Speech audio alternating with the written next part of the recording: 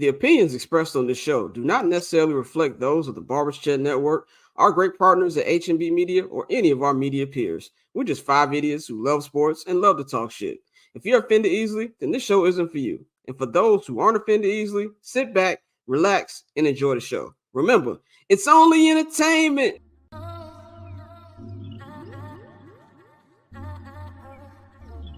So cool. Triple double hat trick, I know the code too. Ice trade, go for trade, yeah we cold too. Getting paper on these player haters, old news. Money on the other line, so I'm not gonna hold you. Money on the other line, so I'm not gonna hold you.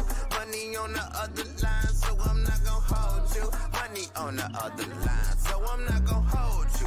Money on the other line, so I'm not gonna hold. My agent just said we made 100 flat. Make it back and make it stack, this like no Steven Jack. Put my rings up in the camera like I needed that. Up in the air and at the rim is where I meet them at.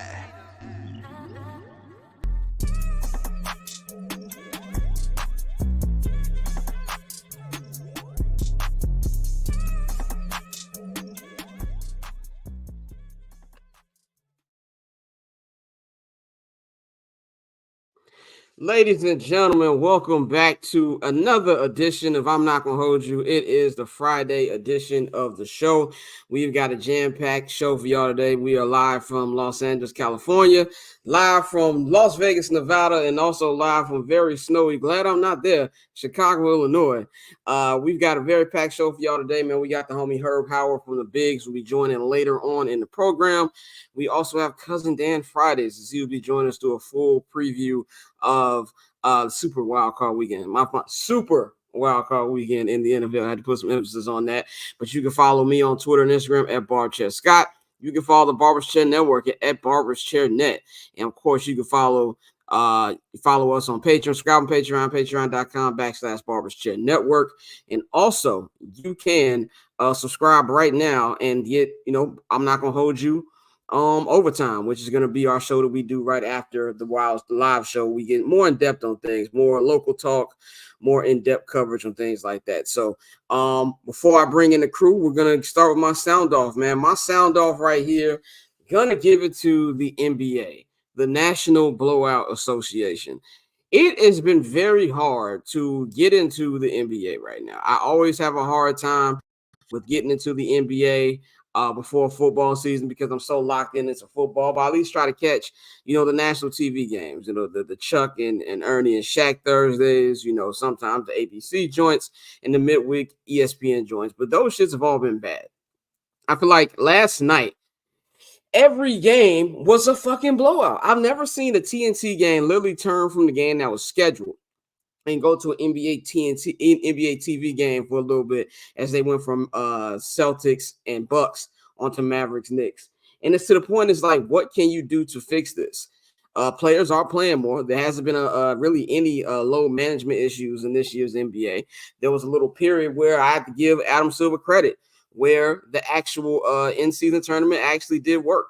And that was something we saw more competitive basketball, man. But this is just terrible. And if you're the NBA, you have to find a way to kind of be, something that appeals and give yourself, an option for fans who maybe just don't want to watch the NFL. Believe it or not, even though the NFL is America's pastime, there's some fans out there that just might want to watch good basketball. It needs to be a better product on the court. And I just feel like we haven't seen that now, like to the point where it's literally at the halfway mark of the season, which around Dr. King Day it is. And happy Dr. King Day to everybody.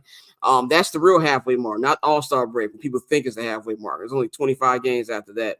But it needs to be some way to keep them engaged. Like, we shouldn't be waiting until after the fucking Super Bowl to get engagement. Even then, that depends on how the players feel, man. So it's something where I don't know the fix. I just know as a fan, it's not getting good. It's not getting any better. And even if you have stuff where they're just doing too much, like why the fuck you have the NBA draft trying to make that 2 days? It's not the NFL draft. Like, nobody really cares about that many players getting drafted to make it into a 2-day process. So overall, man, I'm gonna need Adam Silver to get his shit together, man. And that is my sound off for today as we introduce the crew.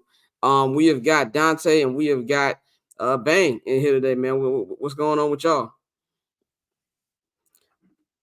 Dante, you were muted, brother.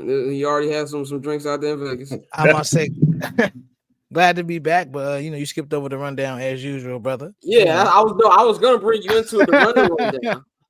Okay, let's get it done. Is we can do that up right now. So we have the rundown right here. Now I'm just gonna let you know we're gonna move some stuff around.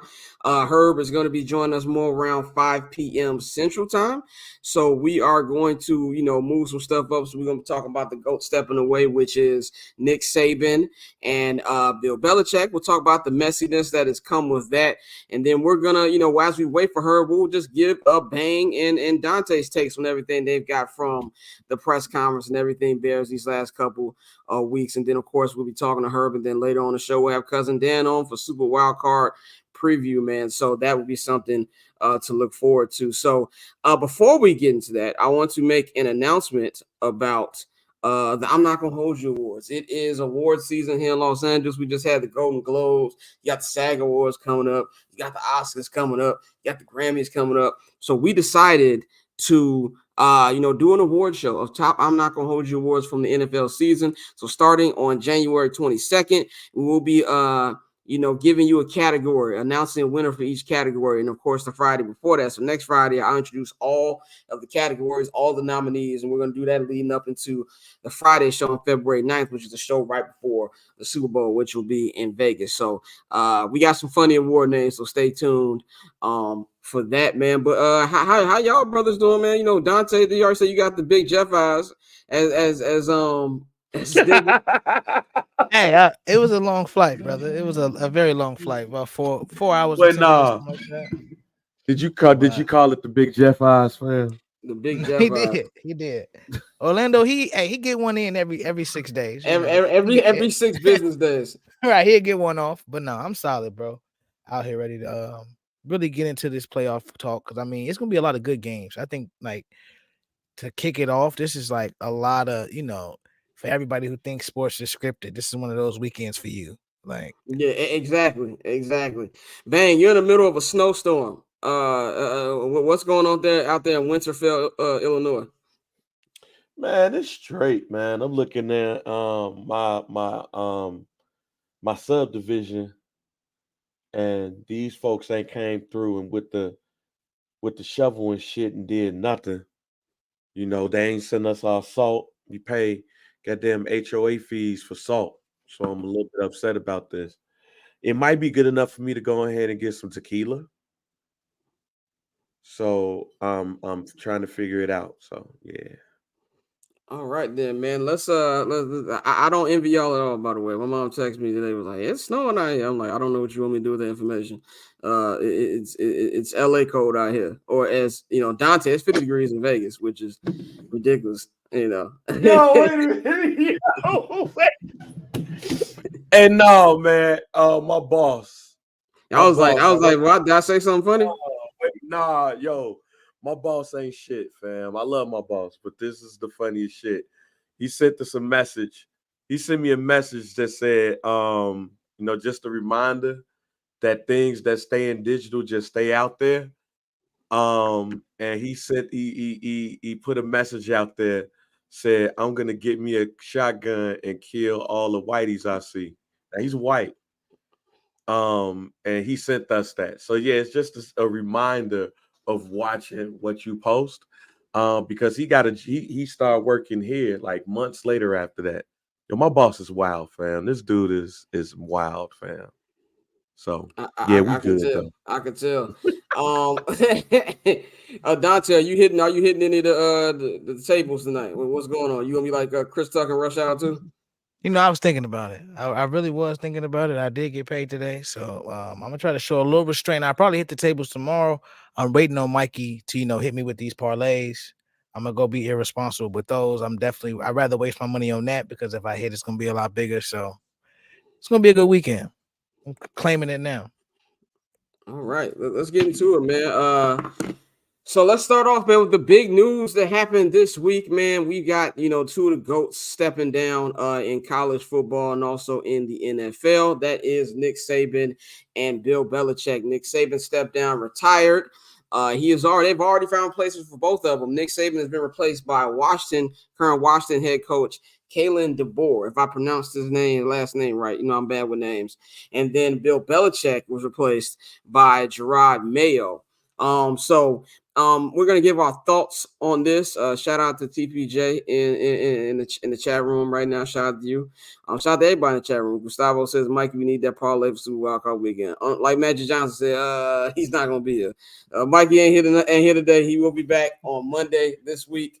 So we'll definitely have some parlays for y'all next week, man. But I just want everybody's opinion on this. Like before I just give mine overall on what you think is that. I know Dante, you said at first that you were trying to figure out with Nick Saban if it was a health issue or not, and then we coming out now to the interview. It kind of feels like to me, like he just doesn't like where the game was going. I feel like he had a little old man frustration when it came to the NIL deals. What's your take on Nick Saban stepping down? I'm not gonna lie, I'm disappointed. I'm disappointed because I think Nick Saban was a great enough coach to where he could have adapted. Like, you have all of the resources in the world at the University of Alabama. So, even though you may not agree with the NIL deals and everything, it's like at the end of the day, man, you got a Porsche dealership in the middle of bumfuck Alabama. Like, you've, benefited so much from your position. And to finally see the game grow to a point where the players are now benefiting a little bit and you walk away, that rubs me the wrong way. But like overall, you can't say anything about Nick Saban as a coach. He's one of the greatest to ever do it. 7 national championships. I've been a fan since LSU. I know LSU, although they won one with the boy Joe Burrow, I guarantee you they regret letting Nick Saban leave. But that is what it is. But he's one of the greatest to ever do it, and I'm just disappointed that he didn't adapt and show people like, yeah, I can still do this. Like, I know y'all trying to quote unquote buy players, but at the end of the day, that's Alabama, bro. They would have continued to get top 5 recruiting classes. I know Kirby had been kicking the ass the last couple of years, but still, you're Nick Saban, bro. You were right back in the playoffs, getting to it. And so I'm disappointed. I think that's really my main thing. I'm disappointed. Well, this is my thing. I definitely understand why you're disappointed. I do think it's been a long time coming. I mean, he's been there for a long time, and he's getting older. I don't think it's something where like he's just leaving just because he's tired of doing it. I really do think he sounds like a fed up old man in an interview he did with ESPN. Like, oh, they're getting all this NIL money. Like basically trying to find out that I can't really scam these athletes into coming to Alabama anymore. It just kind of feels like he was fed up. And of course, we all know the things he said about Deion, which he took back. Like all white men do sometimes when they put too much dip on their chip. And that's just really what it is on that front. I do think this is something that Alabama knew about right away because they came in with replacement 2 days later. So this is not something where I feel like they were caught off guard. I'm pretty sure there was a conversation taken before. And I do think that, this is a decent replacement. I mean, this team was just in the national championship this past Monday, and there were other candidates that I thought would probably get looked at. There was, the Oregon coach, Dan Lanning. He had a chance. Of course, he said he's not interested in it. People was wondering if Sark was going to come back. I like the funny ass jokes about what would Prime do if Prime was coming to Alabama. Let's be really clear. Them boosters are not letting black ass Prime coach the Alabama Crimson Tide. Y'all can talk about how white fucking Colorado is, but what they do over there in Alabama is absolutely not. So I never really even considered that. But I just think it's something where he's just kind of fed up and he feels like, maybe the game's passed me by. Or what did Cuddy say on the wire? The game ain't for me and the game ain't in me no more, man. That's kind of what I got from that Saban press conference. Bang, what's your thoughts on Saban? Ain't no fun when the rabbit got the gun. When you start giving these athletes a chance to profit off of themselves, you can't, like, I don't have to go to Alabama. And I think that's what a lot of coaches are starting to see. Like the one thing that these organizations had was their name. Yo, you had to go to Duke. You had to go to North Carolina. You had to go to these blue blood schools. That's the reason why they're blue blood schools. And now you don't have to do that. All right. So So with Saban, it's like, yo, so you mean to tell me I ain't got to go to some small black town to do the electric slide? Like I ain't got to hold the baby while I'm talking? Like I ain't got to do all of this? And that's cool. But the reason why he ain't got to do it, because now that player knows that he could go to Washington and he could go profit. I could go to Texas A&M and profit. I could go to TCU. I could go to UCF, and then with also with all of these schools, you know, leaving conferences to go to other conferences and everything. You know, it is going to make it eventually harder, and he's starting to see that. He's still getting top flight recruits, but they're not like what he's used to. And I'm not saying that Nick Saban is not a great coach, because he's one of the greatest coaches of all time. But now it's going to be a little bit harder. I'm older, and I don't feel like dealing with this shit, because I don't want to have to go compete with Colorado to go get a player, because it's Colorado. Like, just think about what we're saying right here, fam. It's Alabama. And Alabama for years ain't had to compete to go get a lot of people, except for LSU and Texas and stuff like that. Now you're getting the right coach in the play, like Colorado, and you mean to tell me that the top offensive lineman in the country not gonna come here? He gonna go to Colorado? Oh no, I'm out. Yo, hey y'all, we tripping now. So yeah, it ain't no fun with the rabbit got the gun. So I'm out. I mean, yeah, I definitely understand that, man. Let's talk about the other side of this, and that is Mr. Bill Belichick.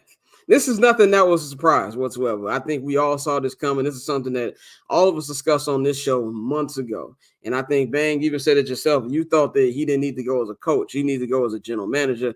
Come to find out, he's going to be gone for the whole fucking thing. There's been a lot of reports that's been coming out. They said that, Bill Belichick really not Bill Belichick, Robert Kraft really wanted to win that game out there in Germany. Some people don't know that the Patriots have a big presence out there in Germany and really wanted to win that. When they didn't win that game, especially in the way that they lost it with the picks that Zappy threw, he didn't like the way that happened. And then we also hear that there's still some animosity from the way Tom Brady left the organization 5 years ago now. Bill Belichick feeling that he was done. And there was even a quote where Robert Kraft quietly said that he said Tom was done and he went and won the fucking Super Bowl. We all know how Tom Brady feels about this situation. There was quotes saying that Bill doesn't know what he lost, and Tom Brady used that as motivation, won a Super Bowl, and even made a couple playoffs after that. While the New England Patriots, they made a playoff since a lot of people was going for that Mac Jones bullshit his rookie year. I was not one of them. And then they just been god awful since. This year's been terrible, the worst year I've seen from the Patriots in a long time. Even that year that Tom Brady tore his ACL or whatever, they weren't this fucking bad. You know what I'm saying? They were actually, I think, 10-6. Yeah, with Matt Castle. So this is just some stuff we haven't seen. Y'all ain't never seen. Y'all young. Y'all ain't never seen the time when we didn't give a shit about the New England Patriots. Yes, y'all. There was a time in life where the New England Patriots was one of the worst organizations in goddamn sports.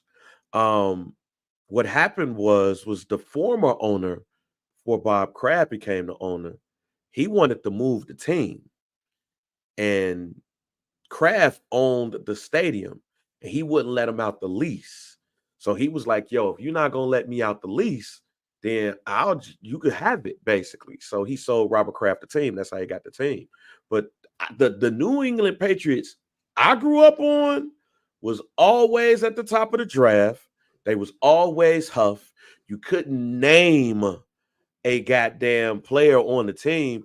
Can I ask you a question, Bang? What year was this? Because there was also a time where in the 90s they had a lot of wins in the 90s. They had I'm talking about early 90s. You talking about I ain't talking about Parcells. Okay. Because I would tell you this, when Parcells got there, to New England, a lot of people was like, yo, whoa, what's going on here? Why are you going over to that organization? But Robert Kraft, started turning things around and stuff. But the New England Patriots I grew up with, I was shocked that that team, that organization, went to the Super Bowl to go play the Bears. That's how terrible they was in my day. Like Scott Zolak and niggas like that was the starting quarterback. Like nobody gave a damn about the New England Patriots. It started with Robert Kraft getting the team, then Bill Parcells, and then Bill Belichick. So yeah, like that organization is like, if you're a wrestling fan, it's like the WWE or WWF. It's like, yo, who built it? Was it Hulk Hogan? Was it Roddy Piper? Was it Vince McMahon? That's how you look at the New England Patriots. That's why you always gonna have that argument. But yeah, I long the days that they were terrible because, especially now, it's time.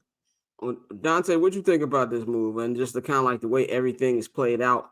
Like they've been real professional with it, but it does feel like there's a lot of dirt behind this actual move. Yeah, I think it was probably something they wanted to do a while ago, especially, with how messy the whole Brady, Garoppolo, back to Brady thing got. And, um, I think with Bill, he was still trying to break the record. He wanted to go for the all-time wins record. But when you have that much control and now you are losing like this, we knew at the end of the day they would never just be like, okay, we're gonna fire you. Like it's Bill Belichick. Whenever he decided to walk away, we knew it would be something like this. But I think this is something where they have been I don't want to say animosity, but there have been a build up behind closed doors for a few years where people really, whether it be just players and the reactions you were getting from them. And you notice how once everybody started to leave, they started to shit on the Patriot way and do things like that. And so I think Yeah, it of was just a course. matter of time. And so like you said, it was definitely, they played it right. Even on ESPN is that mutually agreed to part ways. Like, okay, we knew That's that's the we respect you, but fuck out of here. exactly. That's exactly what that is. But That's all that is. Mutual. It's never mutual. It's like when you and your girlfriend mutually break up. Hey, that's not mutual, nigga. Like she made a decision or you made a decision, and y'all still got love for each other. So y'all not gonna put each other on Front Street. That's all that situation means. Nothing about that shocked me whatsoever. Let's talk about the replacements. I did think that I'm not like I said. I like the Washington guy to replace him. Kalen DeBoer. I think that's how you pronounce his name.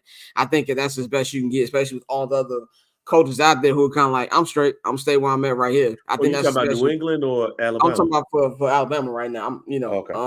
So I don't personally have a problem with it. Now I'm not too in tap with everything going on with Alabama. As I said, this is my first year really even paying attention to college football like that. So do y'all like this? What's y'all take on this replacement? Obviously, he's filling massive shoes of Nick Saban, but what do you think, about this guy that they've chosen?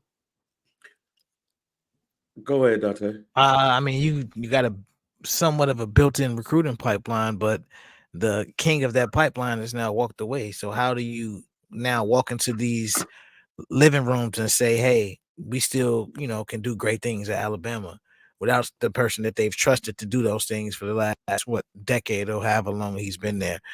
I think it's going to be tough. I think now that we've seen so many conferences begin to merge, that the SEC, as dominant as it's been, like I said, the recruiting classes have started to balance out a little bit in a sense, especially with UGA and the great recruiting they've been able to do, especially dominating their own state, which is key to having a great recruiting class in any school. But now you got Texas coming over.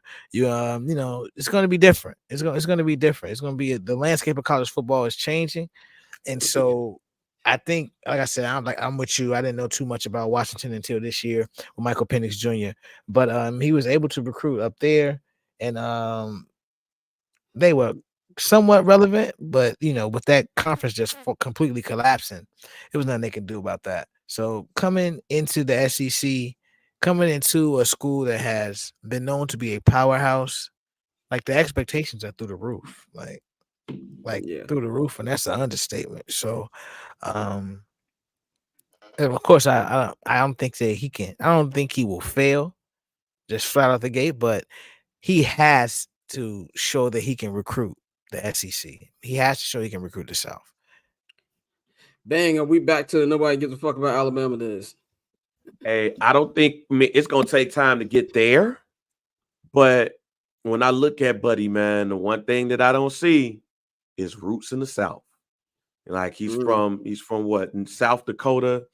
The closest South, just going to his wiki, the closest South this man has ever coached was he was the offensive coordinator and wide receivers coach at Southern Illinois. After that, he went to Eastern Michigan. Then he went to Fresno State. Then he went to Indiana. Then he became the head coach at Fresno State in 2022. And then went to Washington. All of his roots are in the Northwest, not in the South. And that's my biggest concern because it's different down there. All right. Y'all heard me say earlier, like, Nick Saban ain't got to, have little black kids sitting on his lap while he talking to a recruit. He ain't got to do the electric slide when he comes into a black family house. He ain't got to go to the black party and do all that stuff. Like I think Nick Saban might be a hell of a spades player on the low. We might not necessarily see it, but he strikes me as somebody who plays spades, loves sweet potato pie and everything, and probably have a couple of black lady dips in some of the areas that he go to. Kalen DeBoer don't look like that type, fam. Kalen DeBoer don't know the Cupid Shuffle. He don't know the Cupid Shuffle, fam. He don't know that. All right. He don't even know who Cupid is, fam, other than the dude with an arrow, a bow and arrow, trying to give somebody love. So that's what's concerning to me about this pick, because it's an outsider, a legit outsider. And if we know anything about the South, they don't necessarily mess with outsiders like that. Definitely. And with somebody that's coming in basically from up north, the one thing that I heard about him is he's a program builder. You don't have to build this program. You have to maintain it. And quiet as kept, I don't see the swag. I don't see the swag out of this guy. He look like an L7 that just know how to coach. Such an old school word. Yeah, that's the one I'm going to use on this one. That's what he looks like. He looks like an L7. He looks like a very nice guy that's going to go to the South and try to recruit in the biggest hotbeds of college football.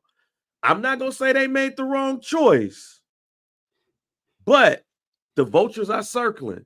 Texas is circling. Texas A&M might be circling. Florida State. Yo, and it's even Dan Lanning. I think it's about being comfortable. Dan Lanning, and I think it's circling too. Exactly. But that's the thing too. That's why I think it's about being comfortable. It's like, there's white people who are comfortable around black people, and there's white people who ain't comfortable around black people. I don't know, this dude, but he just don't look like he's comfortable around black people. And like, Nick Saban look like he can go into, your grandma's house. He relaxed. He's relaxed. He's like, yo, let me get some of that apple pie. You know what I'm saying? Yeah. Throw that Marvin Gaye on. Like he looks like he's what Big Mama got on over there? What Big Mama doing on? She got the pot of greens. Exactly. Even like somebody, let's just say Dan Lanning would have took the job. Obviously, he's not like Nick Saban, but he looks like, especially for his age group, he speaks the language a little bit, so he knows what these players would want. You know what I'm saying? He was a graduate assistant. In Alabama. Well, I didn't know that. Well, see, that's perfect right there. Yeah. So that to me, it would be the big factor there, man. But let's pivot to the Patriots replacement. I thought that it was just going to be a collision course of Mike Vrabel coming back home, especially with the Titans like on him, which I didn't see happening. I thought that was going to happen, but I have no problem with a black man getting a job. Gerard Mayo will be the new head coach of the New England Patriots. Dante, I'm going to go to you. What do you think about this hiring? With big shoes he's got to fill. I mean, it falls in line with what the Patriots have done in terms of always trying to be as cohesive as possible. And, you having somebody who's in-house, who already knows how you like to do things. And, over the last few years, he was a name that came up a lot, and the Patriots really, paid him to keep him. So he was one of those coordinators who was paid like, hey, bro, when this opens up, we're going to go ahead and slide you up there. And so, I think it's a great move for New England. It's just, again, it's a matter of how do you rebuild this team, and this is my question with the Patriots. What does success look like in their new era? Because when you going through an era like the Brady era, the Belichick era, as amazing as it was, that's extremely unrealistic to think you're going to replicate that. You're not going to get a new quarterback in there who goes to 9 Super Bowls, wins six, Right. what, won 5 of them up there, 6, however many he won in 6. New England. 6 in New England. You're just not going to get it. And so now, what does success look like for that franchise? How do you build that out? So, I again, like I said, in terms of cohesion, I love it. I think that's a great move, and as we always say, we always love to see a black man get a job. So, I think he can be successful, but they're gonna have to put the work in. Definitely, man. Bane, what you think about this? Yeah, they had it in his contract also that once this happens, he just slide in and they don't have to do any interviews and stuff like that. So if they would have not hired him, that would have been an issue with the coaches association and stuff too. Mark Wahlberg. With that being said, man, I'm not sure if this is a good hire or not. I hope so. I hope the black man succeeds out there in New England, and I hope that the Boston community supports this man for obvious reasons. But I will say this: the one thing that we've heard about Bill Belichick disciples is that they don't do well and they don't build programs well and all of that. So what happens when that Bill Belichick disciple is in the building? That's what's going to be interesting for me. Especially a black man. Especially a black man. So it's like Yeah. since Josh McDaniels went somewhere and wasn't successful, since Joe Judge went somewhere and wasn't successful, Charlie Weiss wasn't successful, Matt Patricia wasn't successful. I think I'm missing one more Bill Belichick disciple.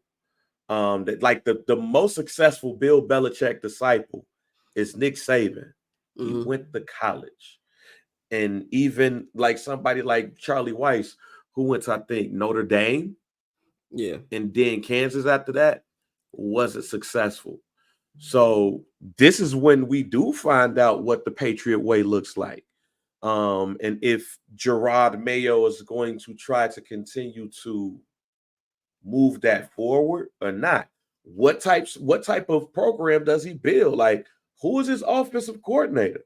What offense would he like to bring to the organization? Will he call a defense or will he bring in the defensive coordinator? It's a lot to discuss here.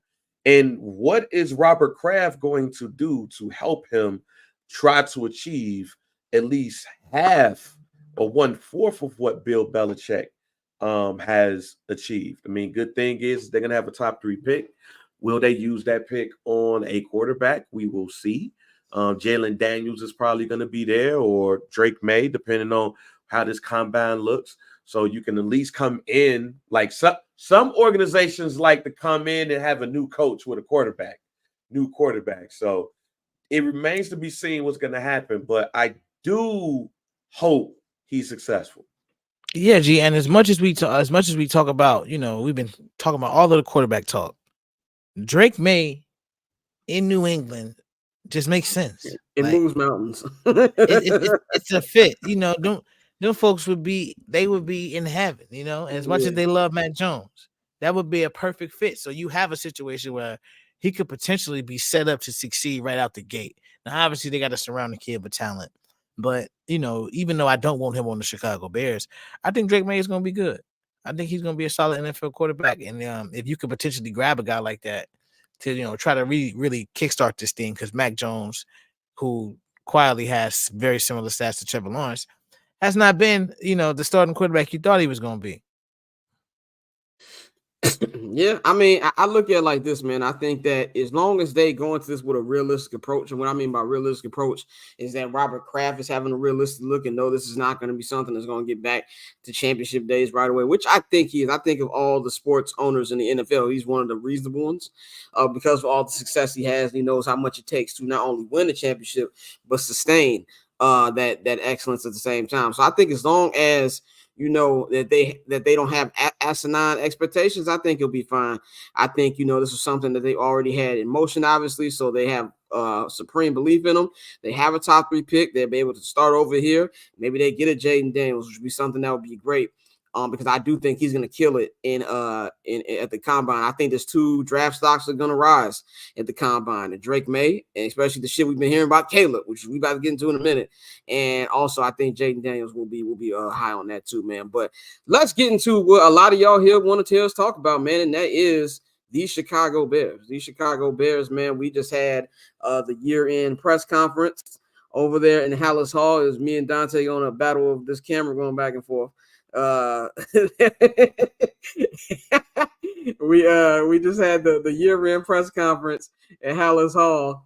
I gave my opinions on that on I'm Not Gonna Hold You halftime with Mikey, and of course on 79th and Hallis. Shout out to everybody who joined us in the live chat for 79th. That was very interesting last night. I want to go to Bang first, man. Actually, I'm gonna go to Dante first. My bad, he ain't talked to me. Dante, what's your thoughts on just everything that you heard on Wednesday?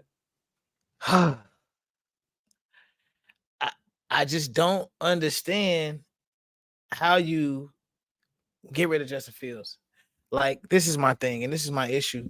After that press conference, when you sit here and continuously preach about, building, progress, continuity, you talked about the struggles of the old offensive coordinator and his failure to put his players in a position to succeed. And as much as you praise Flus, you're talking about a guy who had 7 of his coaches. What was it? 7 coaches let go this year, right? Yeah. It was 7 coaches let go throughout the season. How can you sit here and tell me that 10 altogether in his tenure as a head coach? Those 3 last years that got let go. Bro, 10 in 2 years. Insanity. So, like, I feel like if anything, it makes the most sense to try to load this team up with as much talent as possible and continue on with Justin Fields, just for the simple fact that if he does flame out, then you can kill 2 birds with 1 stone. You fire Flus, you get rid of Justin, and you can use those picks to trade up. But my overall thoughts on the press conference was, again, although we aren't on the inside, so we don't know exactly what's in his mind and what he's thinking. Poles has a plan, and much like he's shown us these last 2 years, he's gonna stick to that plan. He's gonna stick with his vision, and I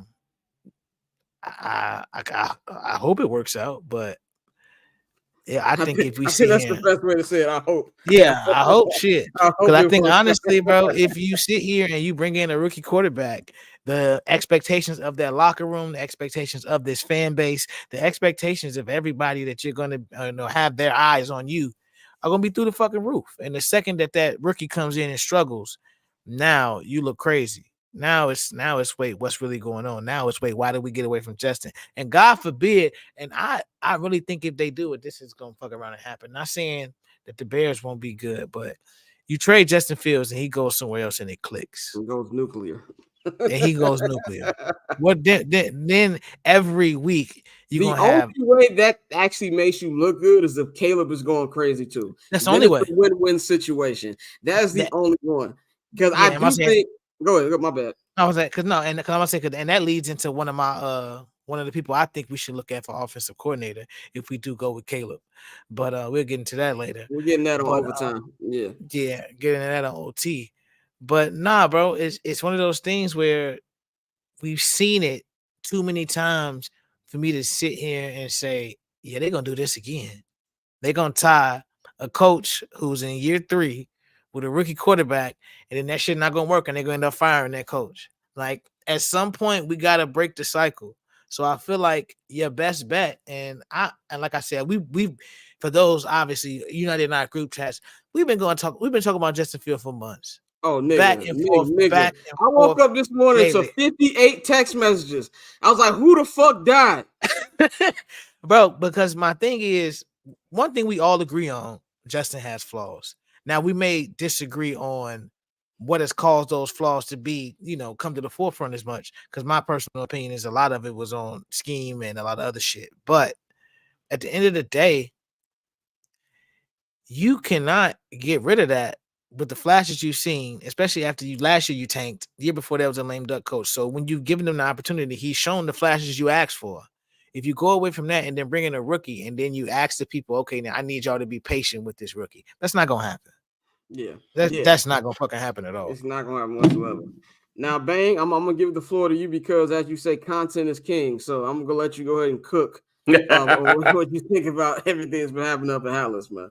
Nah, man, I think it's going to be a lot of things that's going to be said between that press conference and April 25th, which is the day of the first day of the NFL draft. It's just going to be so much stuff that's coming out. I mean, it's already starting with, the deadline for college players to forego their college eligibility and enter the draft. We was talking about it up in the chat. So it's going to be a lot of content as king, questions, comments, and all of that stuff. But as far as that press conference go, it's disappointing. And I'm not advocating. Let me first say this. I'm not advocating for Eberflus to lose his job. I'm just talking about circumstances that may allow themselves to do what might be best for the franchise. What I mean by that is this. You've already seen shit the last couple of years, you've put yourself in a position where you draft a quarterback, things are not working, you fire the head coach, but you keep the quarterback. This could possibly be the third time that it happens. You had the opportunity to have a clean slate with a new coach and a new quarterback, and you didn't do it. So if you do draft Caleb Williams, right? You do. Now you're setting yourself up to have a possible lame duck coach because they didn't give him an extension with a rookie quarterback and a new offensive coordinator. So you have fans that will speculate who that offensive coordinator would be, right? And then the other part about it is you're hoping that this is a great OC candidate, because then if things go left with Flus, then you have your head coach in waiting. That don't happen like that, y'all. It does not happen like that. And the reason why it don't happen like that is because the job is not attractive to an OC candidate if there's a possibility, if the head coach that hires you is not there. It's not attractive. So you're probably not going to get the best candidate, especially with how many jobs did y'all say that's open? Well, right now it's only 3 left. We 3 open right now that's currently open in the NFL. So it's not a lot of jobs open in the first place. So if it's not a lot of jobs, let's use the Kubiak son, Clint. Mm-hmm. He's currently the passing game coordinator. He was the former offensive coordinator of the Minnesota Vikings. He gonna take the interview, Doug. He's going to take the interview. That don't mean he gonna take the job, because if I'm in a situation that the job I'm currently at is better than the job I might get with you when it comes to stability, I can afford to wait. College job. Well, let me wait to see what happens over here. So you can interview, and that's why it kills me when fans get thirsty during this session when we interview people. Nigga, we interview a lot of people. Yeah. That don't mean they gonna accept the job. They gonna holler at you, but that don't mean they gonna accept the job. Shane Waldron, OC from Seattle, he might be like, you know what? This might be the spot. But here's the thing, y'all. You're interviewing for a job. That don't mean you're going to get the job. So y'all looking at these names and getting thirsty and getting boners because you see those names. But they might not fit with what Eberflus wants to do. That's why until it happens, I still believe that Frank Reich is going to be the offensive coordinator for the team. Because in these situations like this, when there's not a lot of jobs out there, and you have some people that could stick in the organizations that they at, right now, currently, you're going to want somebody. And I'll say this. I think Flus is going to want somebody that's going to be a long-term offensive coordinator. Shane Walden do good. He going to be gone next year.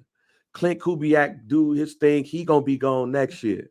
You know who might not be gone next year if they do good? Greg Roman. Greg Roman might not be a head coaching candidate or might want one of the Why would they interview someone who don't want that? Hold on. It's not they don't want them for the job. This is a crazy ass question. Because Doug is thirsty. Yeah, it doesn't mean that they don't want the job. Obviously, they want them because they interviewing them. That don't mean that it's a two-way street. He still got to take the goddamn job. He might go in there into the building and hear what they're talking about. Like, you know what? I'm good. I'm gonna stay here in this situation. I got in Seattle, and I'm good here. Everybody, and the thing that Ryan Poles said everybody wants to do.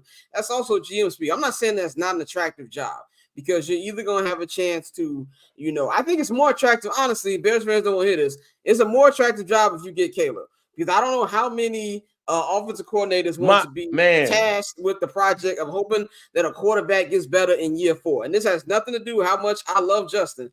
Y'all, he said, I ain't thirsty one nigga gonna give Man, shut the fuck up, nigga. So stop talking and stuff.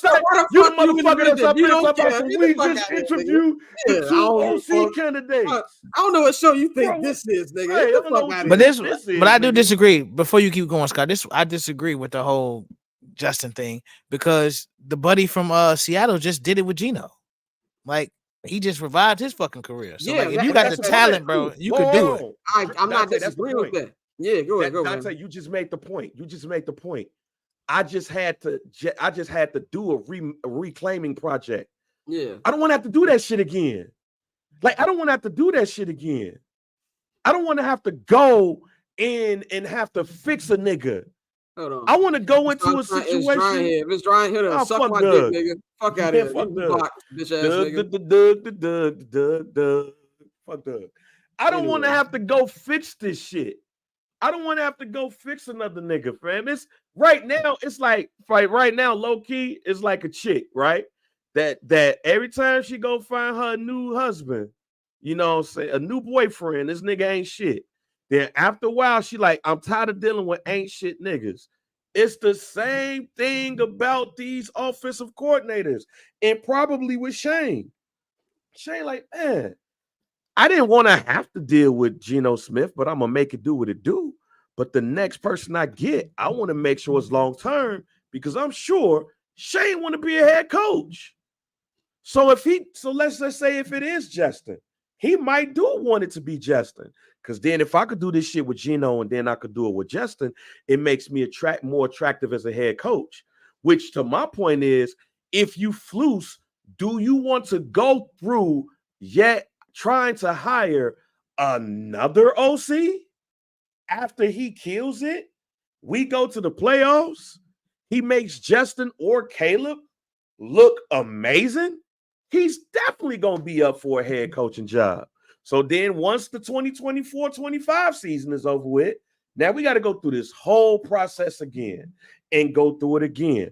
But if you get you a Greg Roman, and I'm not saying that this is going to happen. I don't want it to happen. But if you go and say Greg Roman, or you go after the former person that was your former head coaching candidate, when you do that, somebody like a Frank Wright or somebody like a Greg Roman is probably going to be around a couple of years. And let's not forget, we got to look for a QB coach too, y'all. Yeah. We got to look for a whole offensive staff. So those are rich people problems. I feel like you're both giving good points. And I just want to say this. I want to throw a PSA out there because we had a little thing with this on 7 Night the House last night. We have no problem with engaging with people on this show. That's the reason for the chat. But don't get mad when niggas challenge your dumbass comment. This isn't sports reporters. We're gonna challenge the dumb shit that you say. We're gonna say it like we're, like we homies on the block. That's how we talk. That's the point of this show. So if you're gonna come in and then we challenge you on the comment and you say, "Oh, it's dry as fuck. I don't give a fuck about that," then we're gonna tell you get the fuck out of here. So I just want to throw that shit out here because we had some jackass in the comments yesterday doing 7 Night the House doing that dumb shit. So I just want to put that on there. You know what I'm saying? That this ain't that kind of show. Yeah. You know what I'm saying? So yeah, shout out to Alex, man. We know for the Yeah, people who are real fans yeah. of the brand, y'all know how we get down. But yeah, the whole thing go about that this offensive coordinator situation and why I don't think it's going to be the sexy person that everybody wants. Because just like if we hired, let's say for instance, it was the flip, right? And we hired an offensive-minded head coach. Why y'all think they get the old nigga to coach the defense? Like, why do y'all think that they get the old nigga to coach the defense when you get the young upstart? Because he ain't going nowhere. And I think Flus is going to think the same thing for the OC position. I would be shocked if we get any of those young upstarts that y'all talking about or that they talking about. I don't want Frank Wright, Jay. I don't want that nigga, and I don't want Greg Roman. But I'm also thinking, man, I'm not saying that Frank Reich ain't got no good track record because he made Carson Wentz look like a goddamn MVP. And he didn't want Bryce Young. He wanted CJ Stroud. And I think he would have been in a better position and not get fired. But I just think Eberflus wants a OC that's going to be there longer than a year or two. Well, we got a comment. We're also on Instagram Live right now. Shout out my man Kev. Kev just put on the IG chat. That's the nature of the business. Lamar, Jalen, and Dak all had different OCs last year, which is true. That is true. I do think this is like a little bit of a different situation because it kind of feels like, not to say that Justin's on his last leg because he'll always have a job in the NFL. But I do feel like this is, no matter if he's on the Bears or the Falcons, whatever the fuck, some coaching staff is going to be tasked with taking him and making him as great as a lot of people think he can be, as all three of us think he can be. So it doesn't matter if it's the Bears or another team. That person, this is like, I feel like Justin's last chance to be a guy, no matter what team he's on. I know we have something else in the chat. What I feel about Frank Reich. This is my thing about Frank Reich. I don't want to shit on Frank Reich like he's some bad coach or something like that. And I'm not even going to 100% put on the blame for the stuff that went on in Carolina because we know that was a shit situation to begin with. But to me, if you're going to go, he doesn't fit with Justin style or with Caleb Williams style. If you're going Drake May, Frank Reich makes more sense. That to me makes more sense. And I do understand what both of y'all are saying, where you want an offensive coordinator who's going to grow with him. But it's also what Alex said in the chat, man. I think we baby steps. We got to at least get one at a time. And I do feel this. You're not going to get an outstanding candidate because all the outstanding candidates either have jobs already or looking for head coaching jobs to begin with. So it's going to be something you can grow. Shout out to Mo in the chat. So y'all got me tapped in. I'm a Cowboys fan. Yeah, we fuck with you, Mo. Shout out to you. But yeah, that's why I be your success, nigga. Exactly. We wish we were a super wild card weekend. Sponsored by Scott, to that point with the Instagram comment, yeah, those are totally different because some of those programs we talked about was winning programs. Yeah. Like, matter of fact, look at Mike McCarthy knew he needed a change. So he said, yo, I'm a fire Caleb Moore and I'm going to take over the offensive calling. So it was more or less about we need a change on a team than anything else. And then if I get fired, it's on me. But he went and got an experienced defensive coordinator who could have been a head coach. He could have been here. Like Dan Quinn interviewed here, my G. And they really looked at Buddy ass heavy to the point where when they said he didn't get the job, he said, yo, I'm staying in Dallas. Like he is what has been a defensive coordinator for the team for a number of years. That's what I'm saying. The offensive guy wants somebody that's probably going to be there for a couple of years. Some of these people we talking about, if we hire them and Justin or Caleb succeed, like Bobby Slowick is a perfect example. Bobby Slowick is the offensive coordinator for the Houston Texans. Nobody thought the damn Houston Texans was going to do what the fuck that they did this year. Guess who's going to probably get some interviews and is talked about as a future head coach? Bobby Slowick. Well, we got another comment too on the Instagram. Shout out to Undeniably Vic on Instagram. He says, Flus isn't guaranteed to be here after next year, in my opinion, unless Bears give him an extension they haven't fully committed to either. This is the thing that I think I've been saying, Mikey's been saying repeatedly on Twitter and in group chat and on the show, that I really feel that Flus is only a lame duck coach to Bears fans. Like, I honestly would not be shocked if there is an extension announced. I'm not saying it's going to happen right away, but and not to say that there's not pressure on Flus. I really do think it depends. This all goes back to quarterback. You know what I'm saying, and what's going to happen with that. And by the way, we will have Herb Howard from the Bigs join us within the next 10 minutes. Sorry, we're going to get his. Look at this nigga here. Nigga. I This know this nigga. nigga ain't got Rich fucking room nigga service. shit. This rich nigga here. No, ma'am. I don't want any more rent. Excuse me. No. Shorty, she was checking the mini bar. I didn't even call for shit. That's crazy. But Shorty was checking the mini bar. Fresh the mini bar. The wealth on this show. Crazy. Anyway, You got enough Douce over here, young man? would you like your pillows fluff, Mr. Miles?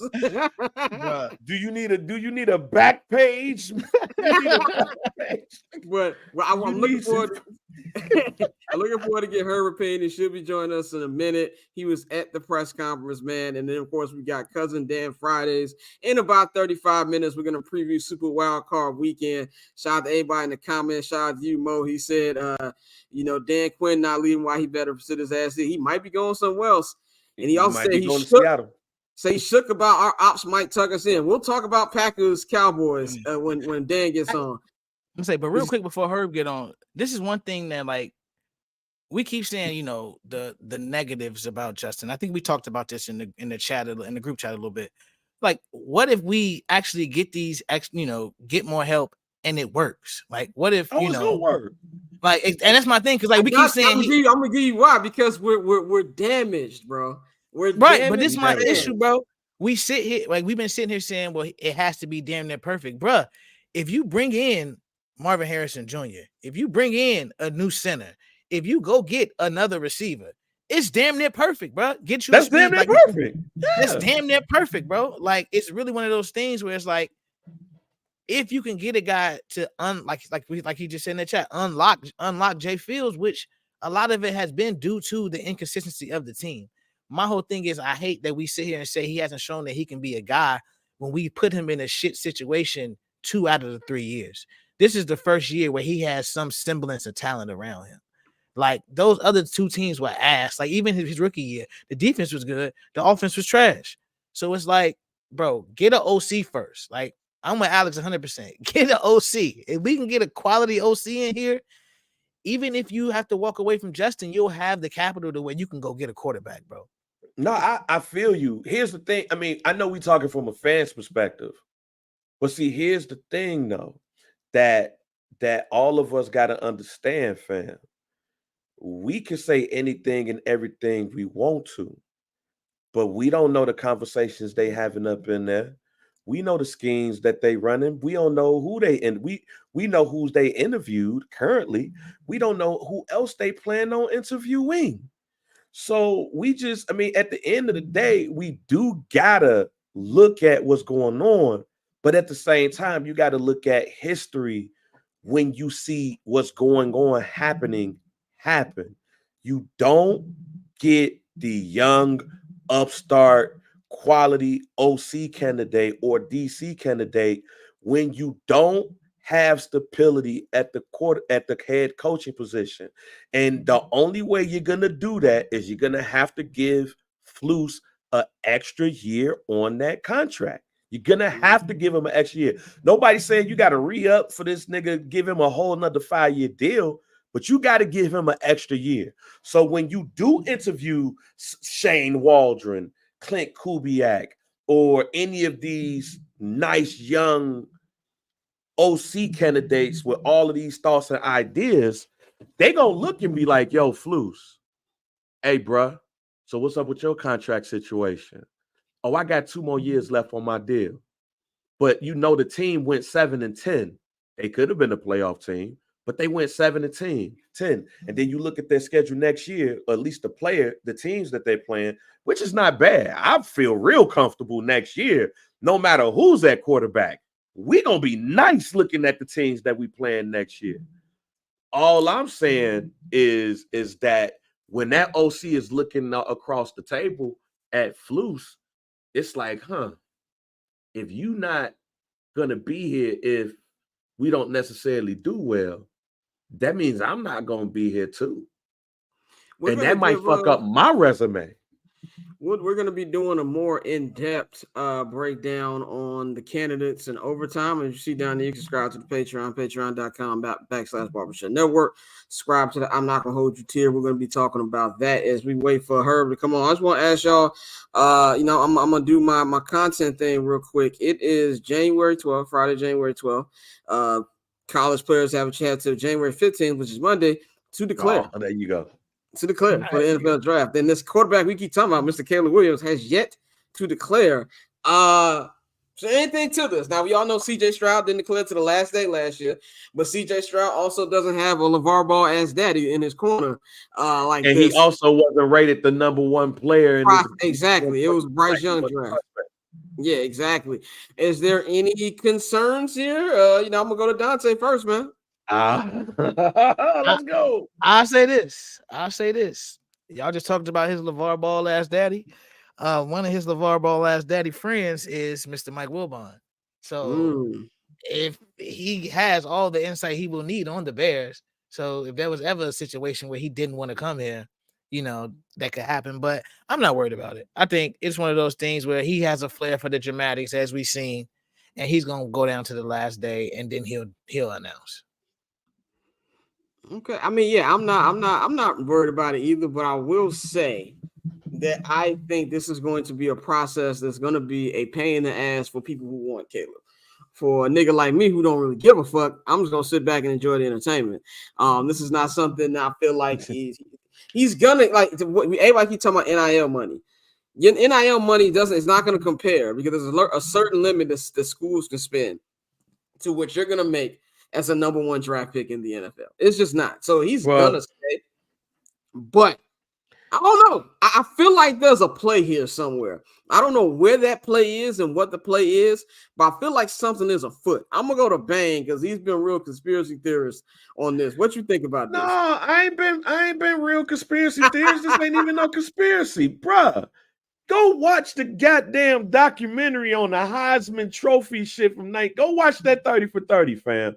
They kick off that 30 for 30 with Peyton Manning winning his bowl game and everybody assuming that he was coming out his junior year and he was going to be the number one pick in the draft. Bill Parcells became the head coach of the New York Jets, and they just assumed like, oh, we're about to get Peyton in New York and he with Bill Parcells. It's lit. Peyton Manning saw that the New York Jets had the number one pick in the draft. He talked to his daddy. His daddy, who was the number one pick of the New Orleans Saints, got his ass beat. And he said, hey, son, you might want to stay. And Peyton said stay. And you're right, Mo. It was different times. You know what's different? Peyton didn't get paid. Caleb, no matter the amount of money it is, can at least get something and probably win another Heisman or possibly with a better defense win the national championship. I am not saying it's going to happen. I'm just saying that right now it is not out the realm of possibility. What's also not out the realm of possibility is him looking at what Eli Manning did, who saw the San Diego Chargers have the number one pick, and he said, nah, I'm straight, because his daddy was the number one pick in the NFL draft. And his daddy was like, I don't want you to get beat up like me, son. I want you to go somewhere else. Now, you can look at what I'm saying and look at the Peyton name, the Manning name of the sons and say, hey, one of them could be Peyton and one of them could be Eli, but they both got a common denominator who was involved in their decision. They damn daddy. And we ain't got to agree with Peyton or Eli when it comes to Caleb, but we can agree to this after everything that we've heard. Caleb daddy is going to have a say in this shit. So it would not surprise me if Caleb stays at USC. It wouldn't surprise me if Caleb says I'm declaring, but I don't want to be in Chicago. It wouldn't surprise me on that. But it also wouldn't surprise me if Caleb be like, man, it ain't shit I can do. But here's the thing that I told Scott this a while ago. And we said it in the group chat that I believe is part of this dynamic. What the Bears did to Justin Fields. They didn't give him what he needed. They broke down that team and they asked that dude to basically build up that team as a young player and all of a sudden say, yo, we gonna do this and do that.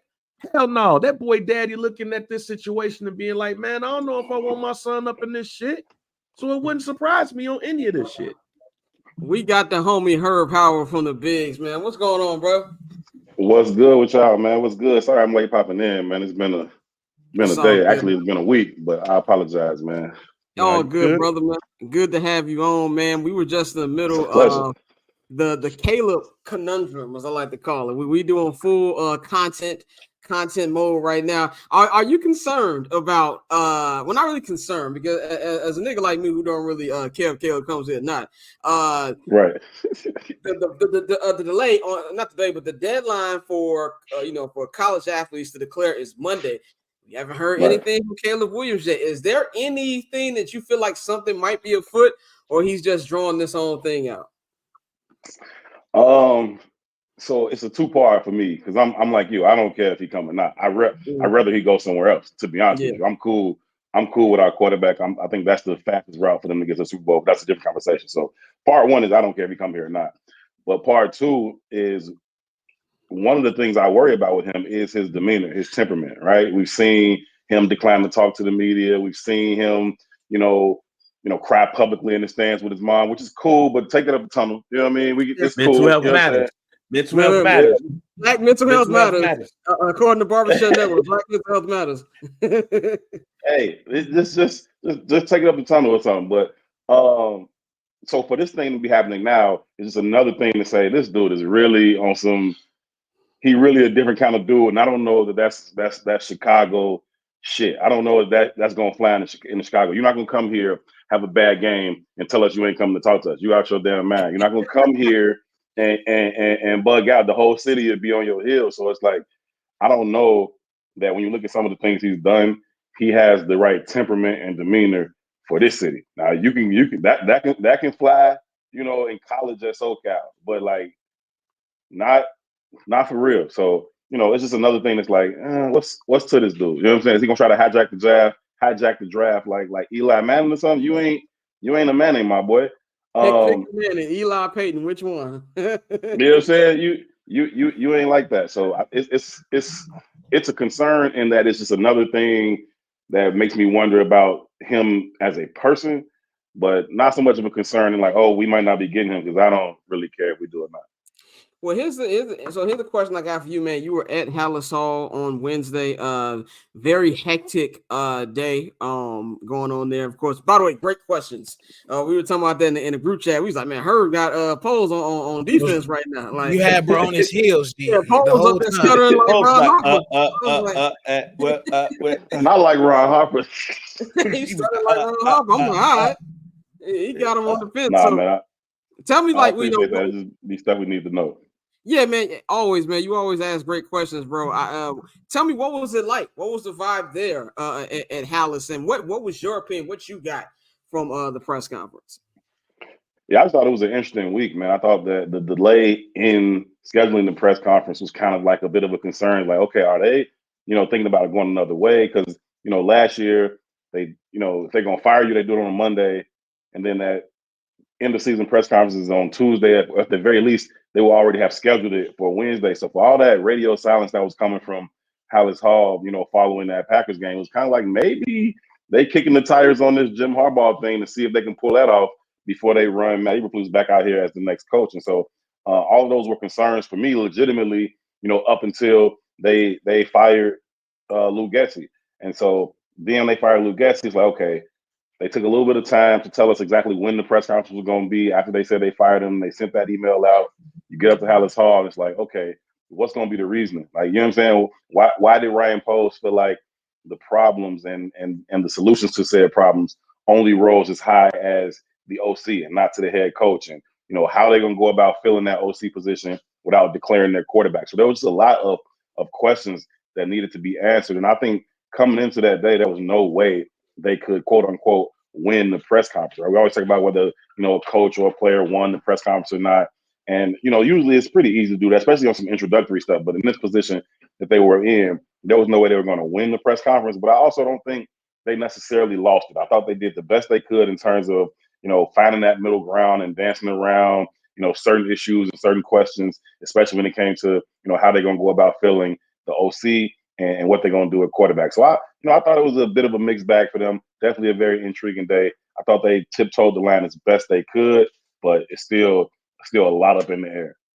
I will say this real quick, Don, before we get through this. Have y'all talked about McAfee yet? He will be my goofy mog of the week. Him and Mr.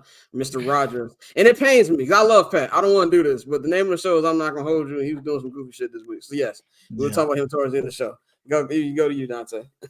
Yeah, but like we said, bro, you asked some great questions during the press conference, and one question you asked that polls didn't really answer like directly was when you said, well, last season you identified X amount of holes on the team. This season, this season going into the offseason, how many holes do you see? Now, for you as somebody who's been in the building, you've been around the team all season, how many holes do you see on this football team? Yeah, that's one I've been kicking myself about since that press conference. I pride myself on being able to ask the question in a way that lends itself towards getting an answer. And I didn't set that question up ideally to get the answer. Not that I was looking for a particular answer, but to get an answer. I answered it in a way that gave them an out. But anyway, for me, I look at it, I don't see that many holes on this team right now. I really don't. I didn't disagree with him when he told me last year 75% to 80% of the holes on this roster have been filled coming into the 23 season. Now, he said, we had to evaluate, some of those moves and see how the Tremaine Edmonds and TJ Edwards thing worked out. I think that worked out pretty well, especially in the case of TJ Edwards. I think the rookie draft class came out and performed pretty well. Darnell Wright gave you 17 starts as a rookie right tackle. Tyree Stevenson had himself a pretty good year and got better as it went along. Javon Dexter came on late. So I thought, as a rookie class, those guys performed pretty well. And so I thought he was right in the right area, 75 to 80%. And now you look at it, and I don't see that many holes. I really, really don't. They need another wide receiver. Specifically, they need Marvin Harrison Jr. They don't need just another dude. They need an absolute monster at that spot. So now you have two monsters at that spot. And I think that if you can get Marvin Harrison Jr., I've said this before, but maybe not his rookie year, but by his second year, I think he's the Bears' best wide receiver, and DJ Moore is your second best receiver. And now you got a nasty receiving core. You're still going to have Cole in the middle of his contract extension. So I look at wide receiver as one of those holes. Center is a huge hole. They got to get a legitimate NFL center, not trying to plug and place a guys that's usually playing guard or usually playing backup or usually you need a legitimate NFL center. Now, whether you get that in the draft, it's okay as long as you get a real one, right? They passed on two real centers in the draft. Last year, they chose to go another direction. Not mad at that. I already said I like the rookie class, but you can't do that again this year. If it's a center you identify in the draft, being able to come in, plug and play from day one, you got to pull the trigger on that dude second round, early third round, whatever it may be. And I know they don't have a second right now, but they end up getting one. Or you get one in free agency. You gotta have a proven center, somebody that you're real confident in going into the season at that center spot. So that's huge for me. And then other than that, I think they got to add to that defensive line. So you get somebody that's another proven pass rusher opposite Montez, and that should, increase the pass rush rate and increase some of these and keep up with some of these turnovers. And they still need a dominant three tech. I asked Luce about that on Wednesday. That three technique position everybody knows is the engine of his defense. He calls it the engine of his defense. But you talk about Warren Sapp and Tommy Harris, you need a stud, not just a dude. You need an absolute stud to play that spot. And Justin Jones, no disrespect, ain't that. You know what I mean? He's okay, and he got better. He was more productive once Montez came, and Justin Jones said, well, yeah, I can get to the pass rush. I can get to the passer if I'm not being double teamed. Well, that's cool and all, but that position requires a dude who can get there even when he's being double teamed. Warren Sapp got double teamed every damn snap of his life. You know what I'm saying? You still got to get the thing done. I'm not necessarily saying you got to get a first ballot Hall of Famer. It's only been 5 of those at D tackle in the history of the league, but you got to get a dude who can impact that pocket every single snap and get some penetration from the interior of that defensive line. So those are the things I see, man. Wide receiver, center, DM, and that 3 tech. And you just figure out what you're going to do at free safety as it pertains to Bojack. Do you bring him back? Do you restructure? Or can you find another guy that can be a game-changing safety either in the draft or free agency? All right, this offensive coordinator situation is going to be a topic until we find one. But then when you also think about it, you got to find a whole new offensive staff. You need to find a new wide receivers coach, running backs coach. You also got to find you pretty much got to redo this whole thing. So my question to they you only got a tight ends coach and an O-line coach. And an O-line coach, and that's pretty much it. So my question to you is that considering that there's been no word that they've put an extra year on Flus's contract to make this position look attractive to anybody not possibly coming into a lame duck situation, just in case shit go left for the Bears and you got to go ahead and make a change. Right. How attractive is this job with that as the current situation, and who would you love to see take over the reins for this offense? Yeah, I think that's a legitimate concern for them as they go throughout this process. Can you attract the top candidates in this situation when, one, you can't identify who the quarterback is? So even as you go through the process of interviewing these potential OCs, you can't tip your hand that we bringing Justin back, and you can't tip your hand that we drafting Caleb, because then that impacts your leverage in terms of trade value for either of those spots, the number 1 pick or Justin. So you can't even tip their hand because you had these conversations, then you don't hire that guy, then he out here telling all your state secrets. So you have to go through this process without really identifying to that coordinator who his quarterback is going to be, at least until you decide which one it is. And so that's a tricky situation, man, to say I want to come into that. Me personally, I prefer football coaches who are able to devise their game plan and set up their scheme around the talent that they have, right? Based on the roster that you have, that's what you run. I don't like guys are like, oh, this is my system, this is all we can do. Man, knock it off, right? If the game plan or your roster dictates that you run the ball 40 times a game, then you run the ball 40 times a game. You got a roster that dictates we throw it 40, we throw it 40. Like, a good football coach, the best football coaches are able to do both. And instead of trying to plug these round these square pegs into these round holes, like, that's not what you want to do. And so I think when you look at Justin, I think that's what you happen to have with a lot of not only coaches, but a lot of this outside public opinion. It's like, oh, he's this, he's that. Football's supposed to like this. Football ain't supposed to like shit. It's supposed to like football. And there's a lot of ways to win a football game. You can win it with 300 yards passing. The Bears make it. Like that shit. Oh my God! Like rocket science. How many times we've been in the press box, G, and we be like, it's not this hard. it's not that hard, bro. Like it's just not that hard. So for me, I want a proven play call at the NFL level. I look at Eric Bieniemy. It's still mind blowing to me that he hasn't had a shot to be a head coach yet, especially considering Ryan Poles got his GM job and then didn't really consider him here, and he had a lateral move to Washington to be their OC. It's like, well, he could have came over here to be the OC. You know what I mean? So Eric Bieniemy is still a guy that's near the top of my list. Frank Reich makes a lot of sense just because of his history with Flus. He did have some good offenses in Indy. And Greg Roman, who's not even in the league right now, man. Like, you know what I'm saying? He's had production with dual threat quarterbacks. With Justin, because that's the name that Bang has brought up a lot. And I thought, to me, that makes more sense if like you're going with a Drake May. I don't know if his system really works for like a Caleb or a Flus or Justin. You think he can still run with how they played football? I feel that, but I think that, Frank Reich has been in enough systems and been around enough quarterbacks that he can tailor it to different ways. I mean, he was in Philly when they had, dual threats with like Carson Wentz. He can move a little bit. You know what I mean? Like, he came from that tree, and I think that he's been in the league and been around the game long enough that I'm confident that he could devise a game plan to utilize a skill set like Justin's. And so, but as much as anything, his connection to Flus just makes me keep him near the top of the list in terms of guys that may end up here. You hear about all these other guys and Kingsbury and Kubiak and all these other guys. That may be legit. But for me, I want somebody who's done it at this level already and is proven and has the capability to devise a scheme that is equally fit for Justin or for Caleb or Drake May or whomever. And so real quick, real quick, and those two coaches that you named is probably not going to run off to be a head coach the next year after that. And I think that's something that with Flus, you want somebody that's probably going to be there instead of trying to go through this whole process again the next year if you're successful as an offensive coordinator. You know what, Bang? I know a lot of people have expressed that concern. I don't have it, and I think it's a good problem. Like if somebody hire your OC to be the head coach, that means you just had a hell of a year on offense. And I ain't seen one of those around here. I don't know if y'all seen one. We had a little bit of one with Mark Trestman in like 2013. Man, but like our best offensive coordinator was Ron Turner, fam. Like that was our best offensive. When you think about it, our best offensive coordinator was Ron fucking Turner. That's wild.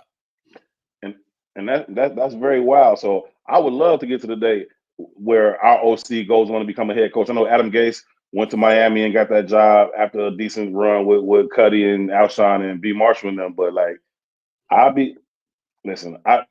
that's not something I'm really worried about right now, because that'll be, like Marlo say, one of them good problems. Here's a question I got for you, G. I think this is something, obviously, which Bears Twitter is not going to last April 25th. I said that this morning. It's just not. It ain't even been a week yet, and motherfuckers is losing their damn mind.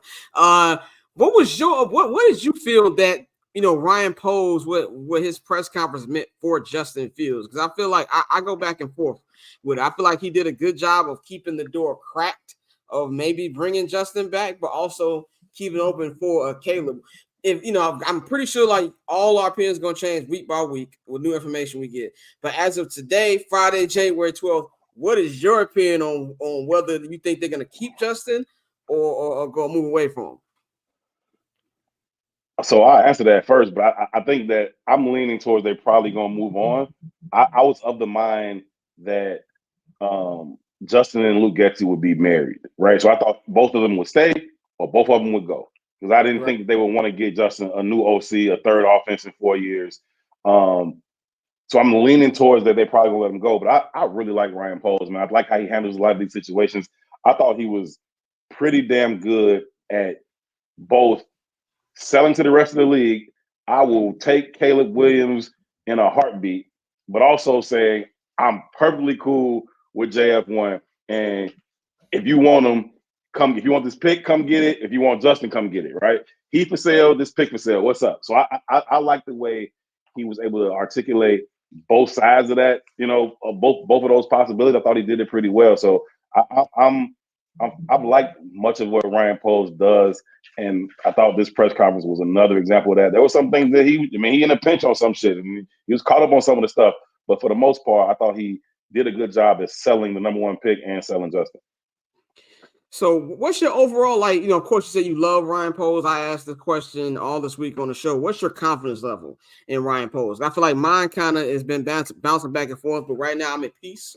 Right now, as a Bears fan, as a Bears fan, I'm at peace with every decision he wants, because I feel like it can go either way. Like, you can bring a new OC in here, and maybe Justin's doing the same things that he's done, like maybe holding on to the ball too long or things like that. Or there's no situation in this that would surprise me. So whoever Poles feels like is the right one, I'm rolling him. What's your confidence level that no matter who the quarterback is, that he can nail it and get the right guy?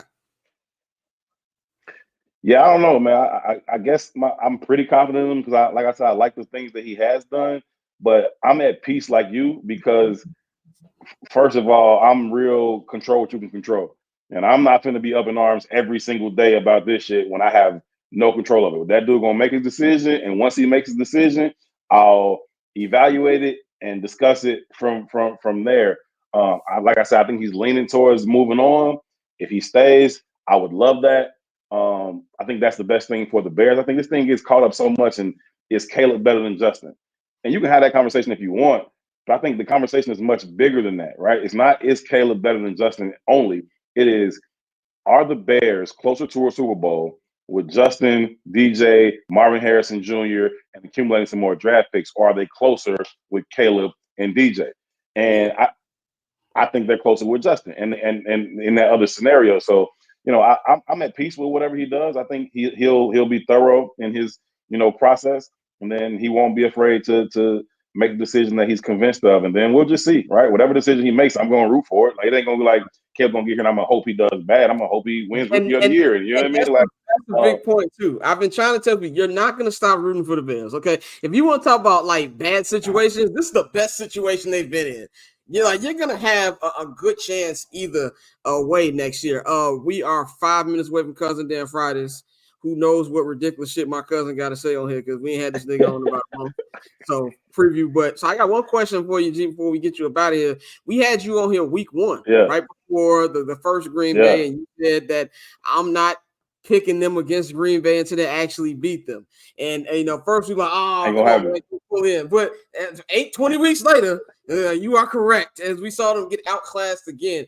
What's your overall opinion on just how the season general went? Of course, you had 4 more wins than last year, but it was a bumpy road. You know what I'm saying? We were at the facility and at the games. Like it was. I remember that practice where people were talking about, this FBI presence at Hallis Hall, and what did Alan Williams do? Is so and so gonna get fired? What's just your overall take on the overall season as we head into this offseason? The wild ride, man. Going back to week 18 of 2022 season when they secured the number 1 pick after their season was over. You know what I'm saying? We was all standing in the press box watching that Houston Texans game on the TV like, yo, this is crazy. And they got the number 1 pick. And so everything after that was wild. And then the season started and you open up with Green Bay. It's like, oh, the Bears can, take the North and never give it back. And Green Bay's like, knock it the fuck off. We still own this shit. You know what I'm saying? Like, knock it off. It's like, and then after that, it was just bad. You go down to Tampa, you get smoked by Tampa down there. You go to Kansas City, kind of, because y'all didn't even show up to Kansas City. Then you come home, you go up a dub on Denver and let them come take it back from you. I thought it was over then. Like at week 4, I wouldn't have had no problem with Ryan Poles coming into that post-game press conference like, yeah, buddy not coming in here. He's been relieved of his duties immediately.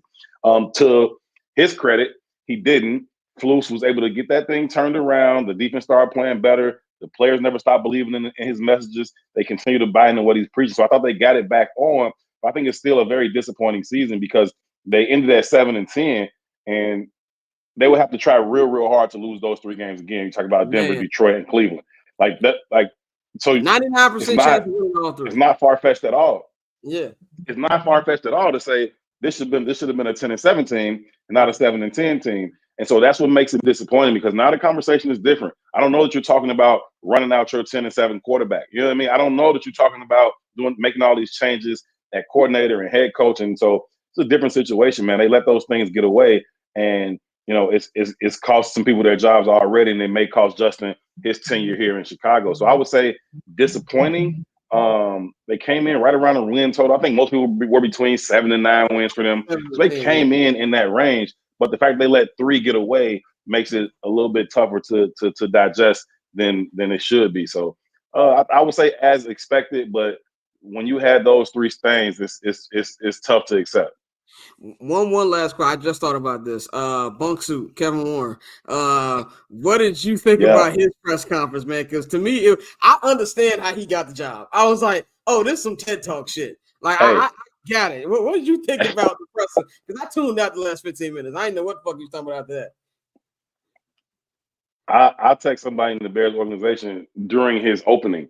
And I said, this motherfucker, respectfully, this motherfucker is presidential as hell. Like, he had me charged up in the room, like, yo, like this dude, like his opening was like, what? Like, go win the Super Bowl right now. Like, it's cracking. You know what I'm saying? Like, he got that kind of energy. After his opening, then you just remember how long-winded he is. Like, oh, he is long-winded as hell. You be like, yo, Mr. Warren, how's the weather outside today? Well, listen, the weather's kind of crazy. And like 15 minutes later, it's like, oh, it's 40 degrees. Hey, man, like, you know what I'm saying? So he's super, super long-winded. That press conference was very long. He tries to be very thorough. He's very respectful in his answers. I like to do it a lot, but he definitely he more proper Joe than Marlo. You know what I mean? Oh, wonderful. Okay. Conversation. Okay. Shout out to B out in the chat. He said Tay is one drink away from sound like Nora. For those of you who don't know, Dante is in Vegas on our Gas. Go, You man. didn't, but before you came in, he had somebody interrupted the show. They had to clean out his mini bar. This bumpy ass No, that's not what happened, bro. You ain't got to put extras on it. I just didn't hear her knocking at the door, bro. That's all. That's allegedly, man. Ain't no telling who might be coming in the room in Vegas, man. Right, exactly. Exactly, man. But Herb, man, always great to talk to you, G, man. Let the people know where they can get in tune with you, everything you got going on, man. Most definitely, man. It's always a pleasure to hop on with y'all again. I'm sorry I popped in late. Hopefully y'all invite me back sometime throughout the offseason. We can chop it up. But you can definitely follow me on Twitter at HerbPower411. You can follow my work at It's the Bigs. TheBigs.us is where you can find some of my columns, some of my interviews. We got good interviews throughout the season with Justin Fields, DJ Moore, Jalen Johnson, all of those guys. So again, appreciate y'all having me on, man. It's gonna be another entertaining off season. I'm looking forward to it. But I'm not engaging in that shit every day though. I'm not doing that every day. I put it on Twitter today. Like I am not doing this with y'all every single day, man. Braggs is going to try to draw you into it. We all know Braggs is going to try to bring you into the conversation, man. But definitely, bro, we definitely will have you back on. It's going to be a crazy next couple months up here in the stratosphere with the Bears, man. So thank you, bro, for joining us, man, and enjoy your weekend, brother. Salute to y'all, man. Most definitely, y'all too. All right, brother.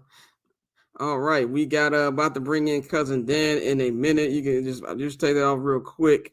I just want to show this real quick. A comment. Shout out our guy Damien. Said Dante is making me proud. Dante is making me proud. Shout out to everybody listening right now. We're about to get into the segment that you guys like the most. That is Cousin Dan Friday. So let's bring in my cousin Dan Rayall. This nigga has a Kansas City Chiefs. Wow. What's going on, bro? What's up, cuz? What's going on, bro? What's up, fam? What's up, Bang? What up, Tay? What up with you, boy? Good. Where the fuck you find a Chiefs jersey at? I've been at this. I've been a Mahomes guy. What can I say? So you have faith. You have faith this week. This weekend, yeah. Yeah. Okay. I think the Chiefs are in trouble in general, but I think they can clap the Dolphins. I don't believe. I've said from the beginning I don't believe in the Dolphins, and they proved me right time and time again. So let's get into it, man. We're gonna get into Super Wild Card Saturday. Let's start with the first game of the weekend. It is going to be CJ Stroud and the Houston Texans will be hosting the Cleveland Browns. the Joe Flacco revival that nobody saw coming. With everything they've had going on, I think this is the battle of two coach of the year candidates, the top coach of the year candidates, DeMeco Ryans, everything that they had going on. I don't think anybody saw the season that they were going to have, especially with them winning the division. If anything, we thought they'd be like one of the last couple wild card seeds, but they won the division. And then you've got Kevin Stefanski with everything that happened with Freaky Sean, him getting hurt and running through other quarterbacks. And now this revival that Joe Flacco is having right now. I'll give my pick last. I want to go to Dan first. Cuzzo, what are you thinking about this game and who you got in it? Well, first, when you think about CJ Stroud, man, that's just an example of a stud being a stud from day one.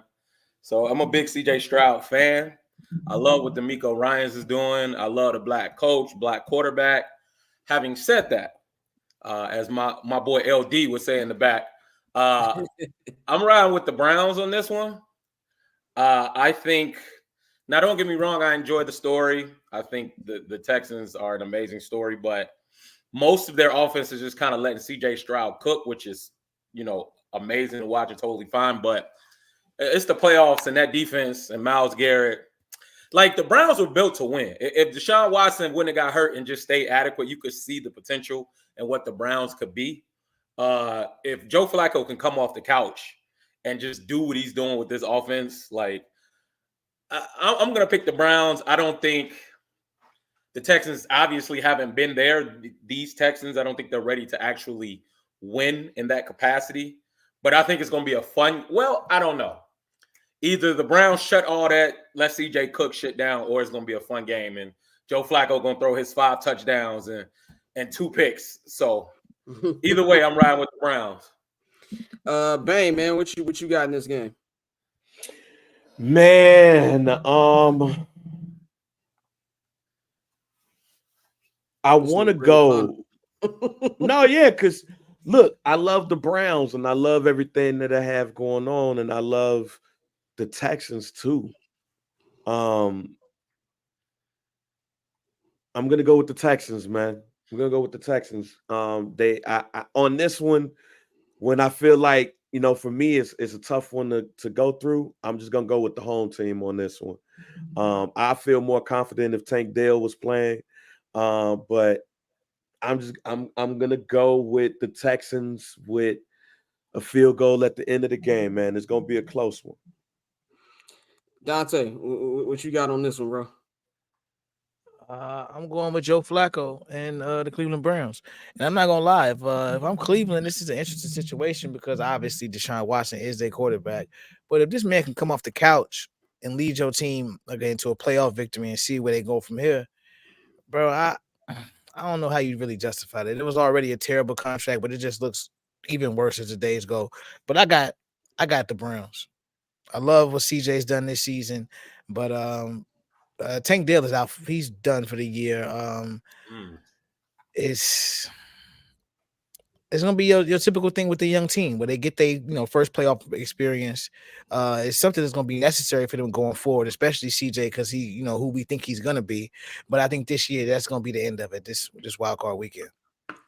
I think, man, I think all y'all bring up good points. I love the story of CJ Stroud. I love the story of D'Amico Ryans and everything, even though that nigga was knew the cameras on him when he did that little hallway thing where it was like they catched him in his emotion. It was like, when a woman does a little off guard video on Instagram, that's what D'Amico Ryans was doing. But it's all good. I'm going to Browns. I'm going to Browns because that defense is menacing. Like, I understand that Denzel Ward is going to be questionable. He's one of the best cornerbacks in the game of football. It would not surprise me to see, the Texans win. As Dan just brought up, Flacco's liable to throw some picks. You know what I'm saying? He can do that. He's done that in this run. So that can happen. And I do think that CJ got a little battery in his back. They kind of hyped him a little bit up on McAfee on Monday. And he's like, nobody thinks y'all going to win. He was like, bet. So I do think that they have a chance. They'll be at the crib. But, man, Myles Garrett scares me. I like Stefanski's play calling. They're going to run the football. And more importantly, Joe Flacco has been there before. Joe Flacco is a Super Bowl champion. He is a Super Bowl MVP. So this is something that he knows how to do. And my biggest question for Flacco was just really health. I didn't not the talent was a problem. He's a vet. He knows how to adjust to the playbook. So I'm gonna go with the Texans in this. I'm gonna go with the Browns in this one. I got the Browns by at least a touchdown. But I do think this is gonna be a good game. Let's go to the second Saturday game. This one is a Peacock exclusive. I just want to say this to the people watching. Peacock exclusive. He said, okay. He said, obviously Scott is going to get some black quarterback. What's new? Okay, man. All right, whatever. Anyway, but this is my thing I want to say about Peacock. I feel like Noah when he's telling niggas there's a flood coming. The future of streaming is live sports. I'm telling you right now. Y'all can sit up here and complain about, I don't want to watch this. You're going to pay it because it's a great game. It's Tyreek Hill coming to Miami and come back to Kansas City. Even if it wasn't, even if this was Bill Steelers, let's be real. It's the NFL. You're going to pay the $5. And they know that. They're going to see the subscription numbers are high. They're going to see the ratings are high. And then next year, you're going to have 2 games. And it's just going to be something. You can log on to Max. Last night, for those of you who didn't turn off that NBA game after the first quarter, you log on to Max and it says, watch these games. It's going to be the same thing in the NBA playoffs. I'm telling you that. But let's just go into this game. This is the second time that the Dolphins and the Chiefs will be playing. The Chiefs will officially beginning their championship defense. Patrick Mahomes and Travis Kelce did not play last week in Los Angeles. There's been a fall from grace for the Miami Dolphins. The Buffalo Bills were 6-6, and they let them come back in there and win that division.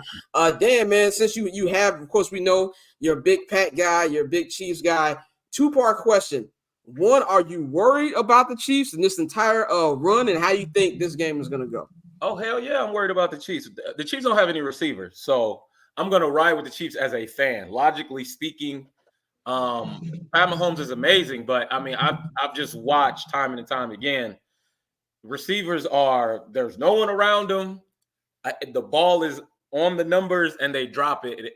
They lead the drops in NFL. So, I mean, it's football. Anything can happen. I just don't believe in the Dolphins more. I didn't believe in the Dolphins in the beginning of the season. Don't believe in Tua. I think they're a fun offense to watch. But, the last time they played the Chiefs, they just let them do all that fancy shit in front of them and just played their game. And they spanked them in Germany. So, I mean, it's going to be cold, and that does not benefit the Dolphins. Mahomes, Kelsey, it's only them on offense, but they've been there before. But the Chiefs defense, I think that's going to be the difference. The Chiefs, I believe they still have a top 5 defense in the NFL. I can't see them smoking one at home, not like that. I mean, they're used to it. So I'm riding with the Chiefs, but yes, I am extremely concerned going forward unless God instills some hands into those receivers somehow, which I can't see happening. But that's okay. That's okay. We know what they need to work on if this postseason doesn't go the way they want to.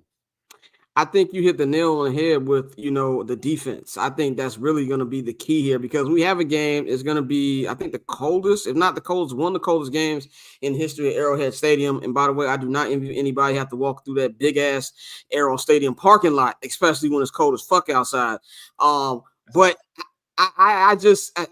I'm not going to give up on the Chiefs just because I'm giving Patrick Mahomes the Tom Brady treatment. I'm just doing.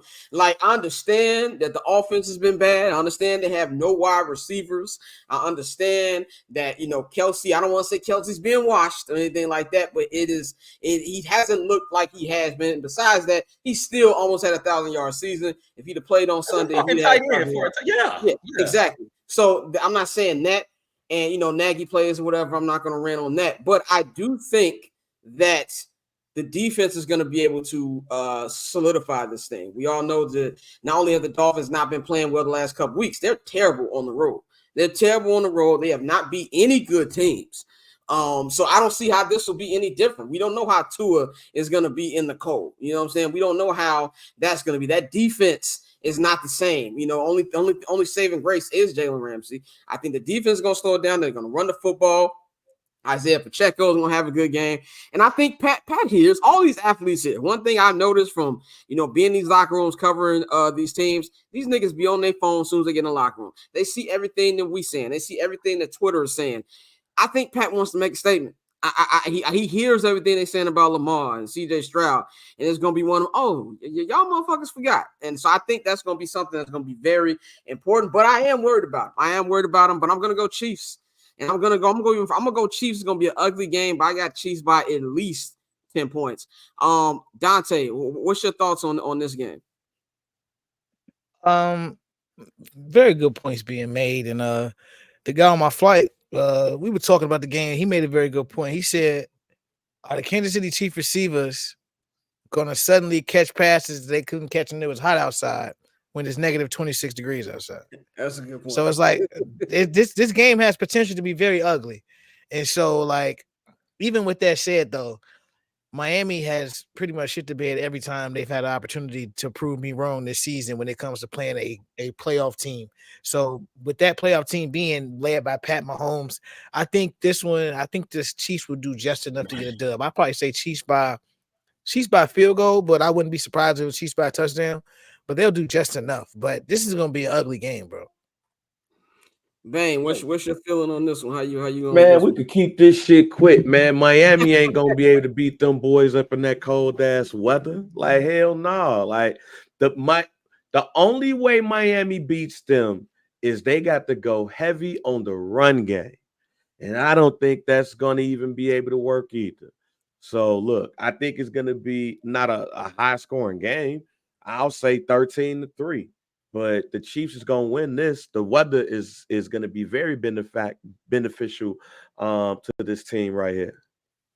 Let's go on to Super Wild Card Sunday, triple header on Sunday, man. This first one, I would usually say this is a game that you could probably sleep in on, but no, I'm gonna tell you why you don't want to sleep in on this game. It is Steelers and Buffalo Bills. The Bills went from basically a week ago, not even knowing they were gonna make the playoffs, into being the second seed, and the Steelers gotta give it to Mike Tomlin. I know a lot of people out there say, well, Mike Tomlin ain't won a playoff game in the last time in a long time. He don't know how to hire offensive coordinator. All those things are true. but I don't know how the fuck they won 10 games with all the quarterbacks in that quarterback room. You know, they had Mason Rudolph, Mitchell Trubisky, and Kenny Pickett. Just off that, I got to give an applause to Mike Tomlin. 17 years, not one losing season. But Buffalo, I say why this game is interesting because you never know what the fuck you're going to get from Josh Allen and the Bills. It is a roller coaster. And this is somebody, I love Josh Allen. But you don't know what you're going to get from him. He can throw 3 picks, but he can throw 3 touchdowns with those picks. I think this is going to be something that's going to be it's going to start off as an ugly game, but I do think that eventually you're going to see why the Steelers have had so much problem scoring points, and I do think this is going to be a perfect opportunity for the Buffalo Bills defense to impose their will, and I also think this has put up a shut-up time for the Bills, for Sean McDermott. Bang, you talked about this season about maybe him being on a hot seat if they don't get it done finally this year. How much longer is the Josh Allen, Stephon Diggs marriage going to work out? But having said all of that, I'm rolling with my man Joshua Allen, and I'm rolling with the Buffalo Bills in this one. Dan, what's your take on this game? Yeah, I mean, word to Mike Tomlin, bug-eyed ass. I fucked with homie, and I'm happy, you know, for the Steelers and all that. But I don't think this is going to be a particularly close game. I think the Bills are going to kind of wash the Steelers. Like, they're, I don't know, they grind out, you know, these games with certain teams, but I mean, I can be quick about it. I think the Bills by at least 2 touchdowns. That's just me. Dante, you think this one gonna be a quick one too, or how you got this one going? Yeah, it's gonna be quick. This is gonna be quick. The not the Bills. I'm sorry, the Steelers can't really score, bro. At the end of the day, so like it's not even really worth wasting our time. I got Buffalo by 10. Bang, same thing. Same thing, man. I'm going with everybody else on this one. All right, now this is when it gets good. These next 3 games are really, really, you know, the computer's puting right here. This one, man, hey, Cowboys, Packers. Now, this is why there's so many good storylines in this one. Of course, we know Dak, the MVP caliber season he's been having this year. The Cowboys won this division, stole it from the Philadelphia Eagles in these last couple of weeks. It's put up a shut up time for them. You know, we just put up a shut up time for the Bills. It's been put up a shut up time for the Cowboys for a long ass time. When exactly are they going to make that leap? And you're going up against a team where you got the storyline of Mike McCarthy going against his old team and the Green Bay Packers. The Packers made it here in a year that nobody expected them to do that. Jordan Love had a great year. And not you kind of, I mean, yes, they have something to lose because the season be over, but no, they kind of don't have nothing to lose. They're playing with house money. Like, if they lose this game, it's like, okay, cool. In your first year with Jordan Love, he had 37 touchdowns and 4,000 yards passing, and you made some playoffs. That is with the youngest roster in football. As much as I can't stand them motherfuckers, I got to give them some credit for that. So, but if you're the Cowboys, that's why it's dangerous in this situation. Having said all of that, I'm going to go Cowboys. I said a couple weeks ago that I felt like the Cowboys could make it to the NFC Championship game. I'm not going to waver off of that. I think this is the chance. They've been amazing at Cowboy Stadium at Jerry World. I don't think it's going to be any different. Don't let the Bears fool you. That Packers defense is not good. The Bears offense is just as good. That defense is going to CeeDee Lamb and Dak, I think, are going to put on a show. And I think they're going to come out and make a statement. I think if this is something where it's close early, it could be tricky. I'm just going to go out there and say, I think the Cowboys dust them. And this is not just my anti-Packer. Hey, I truly feel they're going to be at home and they're going to put on a show on this one. Dan, you've been a massive Dak supporter. What do you feel about them going into this game? Yeah, first, I mean, you kind of took the words out of my mouth with Jordan, King of the North, Love. I mean, he is. I can't say nothing about it. He is. I mean, it's a feel-good story. I think he's legit. But you know, let's not, you know, let's be real here. The teams that they've beaten aren't all that great. The roster isn't good. Is Christian Watson playing? That's supposed to be his number 1 receiver.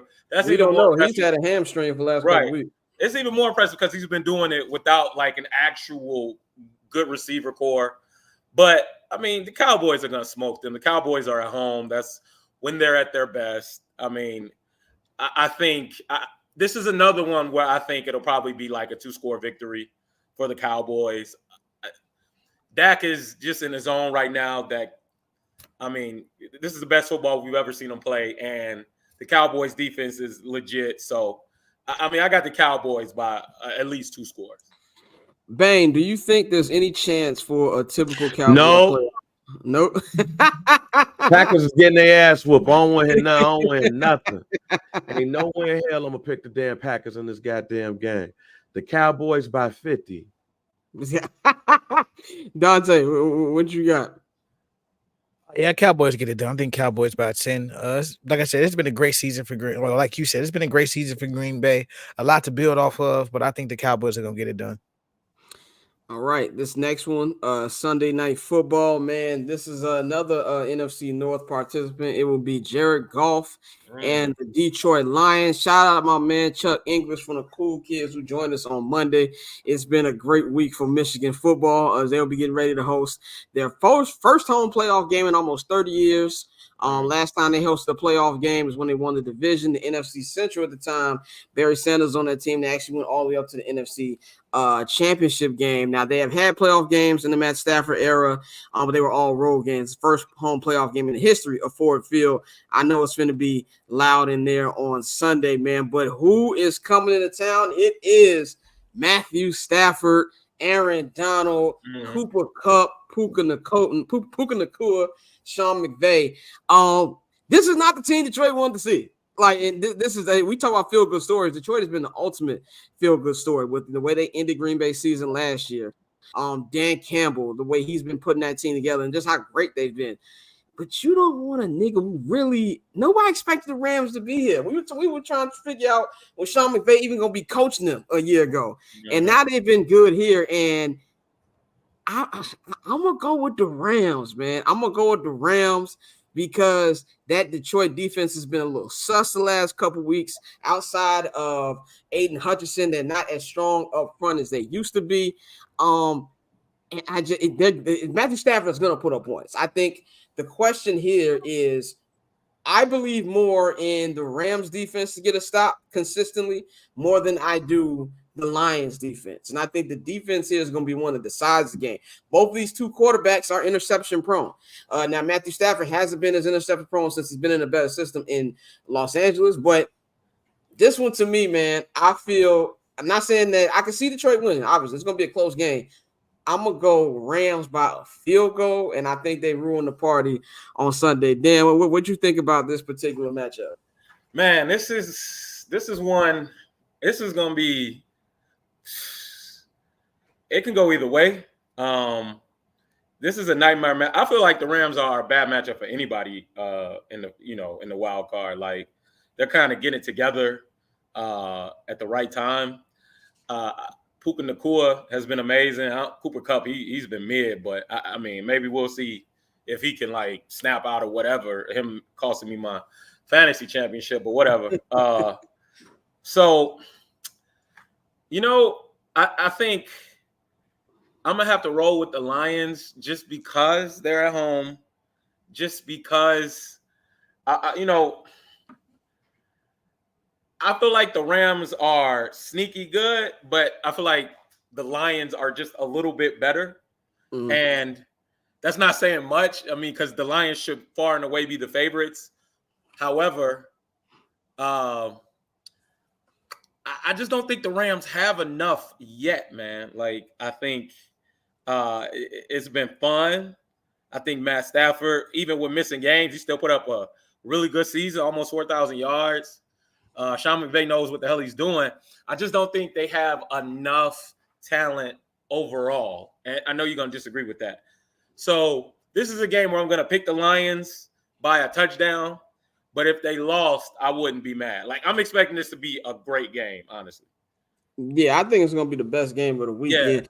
Yeah. Bang, you said consistently all year, don't nobody give a damn about the Detroit Lions. Are you standing 10 toes down on that? Don't nobody give a damn about the Detroit Lions but the Detroit Lions. Go Rams, go. Matt Stafford about to make that whole city cry. That would be fun to watch. Yes, sir. Dante, what you got on it? Matt Stafford revenge game. Rams by 10-14. I think Matt Stafford's gonna light them the fuck up. Like, I do. And on top of that, they're not letting niggas wear his jersey. Did you hear that? Yeah, Ford Field has put a ban on Matthew Stafford jerseys on Sunday, and actually his Matthew Stafford's wife has come out and said that's kind of fucked up to them. She said we still got love for the city of Detroit, but we would think after all the time we've been there That's that they nasty. wouldn't be on that. Now I don't know if this is a Dan Campbell thing. It might be like fuck them, man, fuck them. We were not gonna have Nah, them. look, I'm telling you right now, God don't like ugly. God don't like ugly. That's right. crazy. Matthew Stafford and his wife been through so much in Detroit.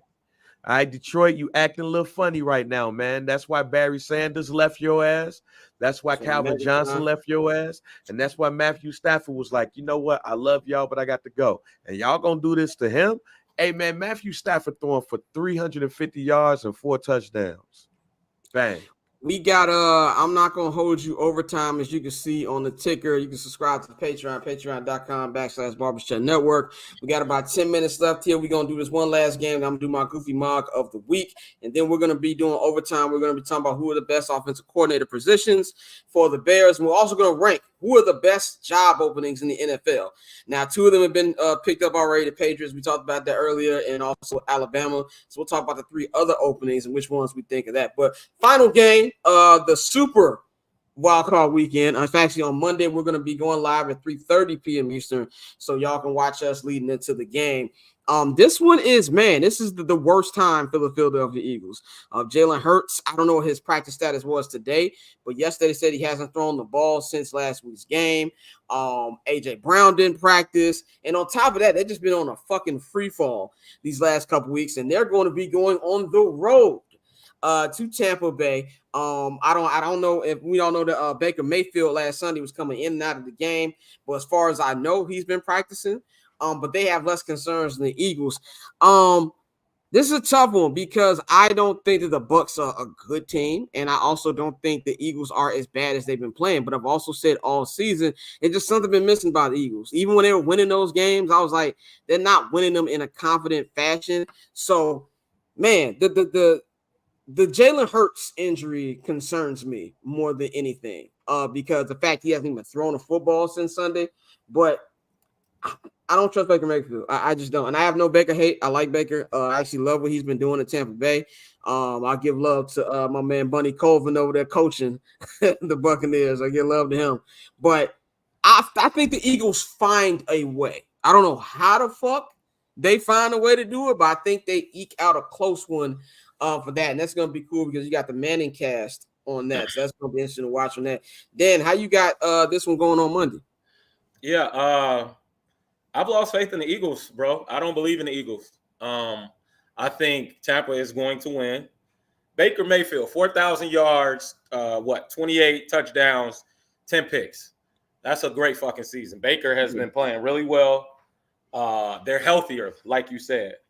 Their receivers are healthier. And that Eagles defense is food, man. It's been food for the – you know what? I think – the Cowboys, the Niners, and even the Commanders kind of exposed how to play the Eagles and how to play that fucking tush push and all that shit. Not saying they stop the tush push, but like you keep them out of like 3rd and short or whatever. Then it's like, all right, now you just kind of got to beat us. I don't want to say this about Jalen Hurts, but they've been making that motherfucker play quarterback a lot, bro. And it's just been like mid, you know. These are the results. And then, like I said, they invested all this motherfucking money. What, Shaq Leonard went there? Mm-hmm. They invested, like, their defense is just ass. And it's been that way for a while. So if the Eagles do lose, which I feel like I'm gonna take Tampa by a touchdown. If they do lose, I'm not gonna be shocked. I don't think they belong. And if they do win, I think they're gonna get clapped right after that. So I'm going with Tampa though. And I don't think Tampa's good at all. Yeah, but that just shows you what I think about the current state of the Eagles, unless they show something different. That division in general stinks. Dante, what's your concern level for the Eagles in this game? I know you asked me that question like 5 weeks ago, and I said it was like a 4. That shit is like a 9.5 now. They've been playing some really, really ugly football. JR don't fight us, but the tush push has been the only really success Jalen has had. Yeah, that's really it. Like that's it. So and with his finger, that's what's really bothering me because he said I haven't checked on it today, but he said he hadn't thrown the ball all week. And he said, looking back, going back into the game on Sunday was a mistake. Like, he shouldn't have did that because the pain was just a lot worse on Monday. So if he can't throw the ball, if he's limited when he's already been struggling this season, it's all going to depend on the health of Baker Mayfield's shoulder. I think if Baker's straight, if Baker gets good to go, I think the Bucs are going to win. Bang. How you got this one going, man? I don't want to go with the Tampa Bay Buccaneers, but the Philadelphia Eagles is giving me no damn choice. Like, they've been huff. They've been bad, fam. Like, they're not limping into the playoffs. They crawling into the playoffs. These niggas is Leonardo DiCaprio getting out the Porsche. The playoffs right now, fam. When I say I have no hope for this team, I will not be surprised if the coach get fired as soon as they lose. Because I don't feel like when people say I think he lost the team, yeah, this is it. And you can you can clearly see like this team is done. It's done.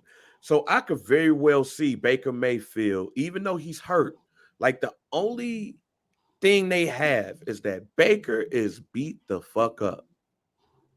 But with White at the running back, and if Baker Mayfield can take all the shots he needs to take to stabilize that pain, and that defense play the way that they have been playing, I think that the Tampa Bay Buccaneers are going to win this game.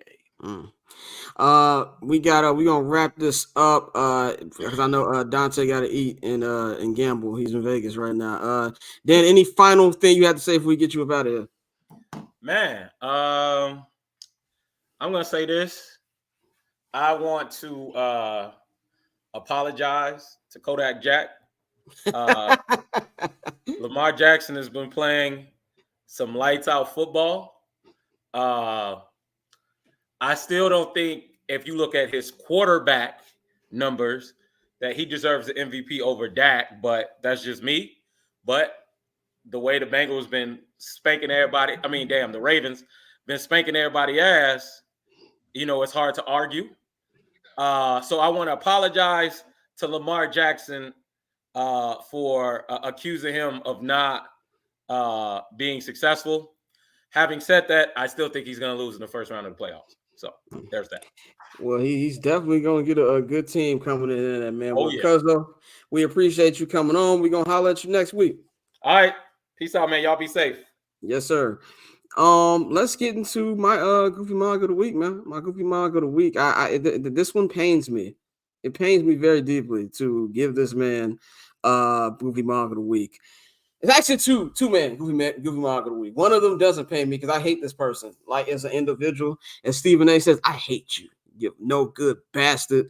I hate this man. You non-vaccine having conspiracy theory bastard. In my Stephen A voice. But the reason I also hate it is because I love Pat McAfee, dog. I'm a big Pat McAfee fan.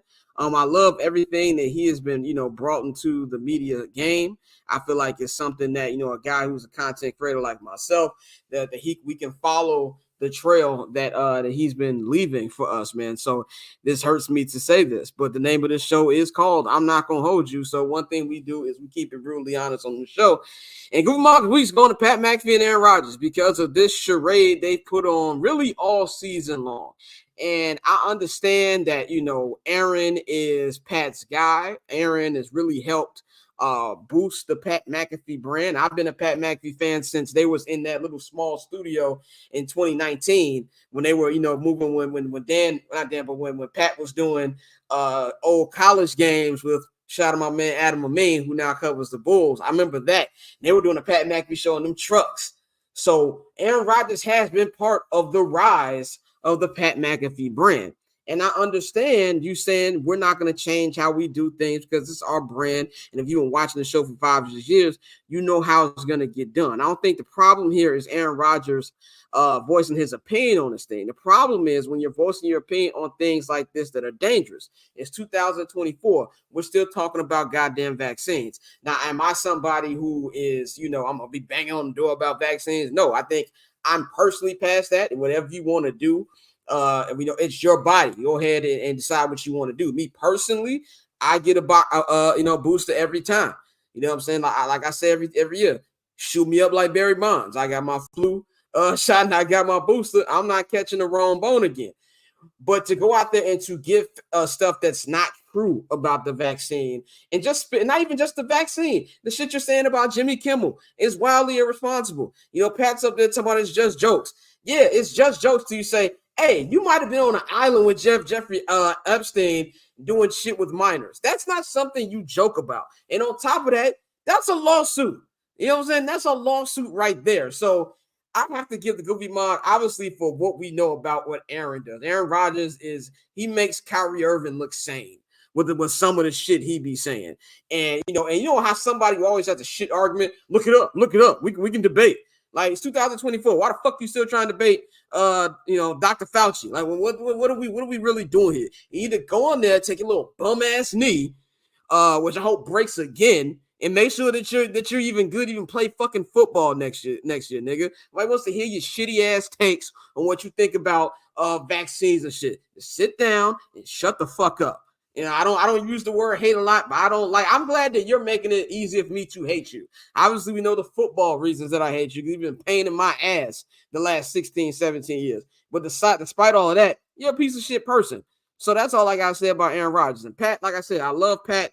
Big fan of Pat. I haven't stopped watching the show. I will not stop watching the show. I love how he gave ESPN the fuck you about some numbers that got leaked, which were, like he said, inaccurate numbers. I love that he did that. I'm very much very much anti-establishment. That's what I try to do at Barbershop Network. So I appreciate what Pat does for that. But Pat, you're looking crazy out here by association by letting Aaron say these things. And you go, Aaron Rodgers is done for the season, just for this nigga to show up again 24 hours later.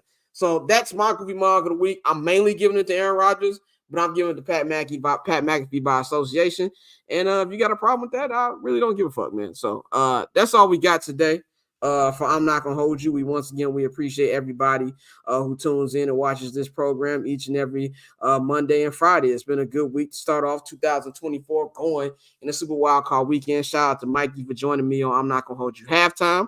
And we're about to record overtime right now. As you see on the ticker, you can subscribe to patreon.com/Barbers Chat Network. You can get the $5 holla. The $5 holla will get you all the clips ahead of time. We'll get you the audio versions. And I know if everybody wants to know what happened to the podcast version of the Monday show, we had an audio mix up at the beginning because my dumb ass ran the intro twice. So that's why the audio wasn't on there, but the audio for this will be up. So to follow us on Twitter at Bill Scott, at JR Bang, at October Zone Tay. Shout out to Herb Howell for joining us. Shout out to Cousin Dan as usual. And on Monday, we'll be going live at 3:30 p.m. Eastern time, as we'll be going ahead of time for the wild card game between the Eagles and the Buccaneers. Man, y'all enjoy y'all football weekend, and we up out of here.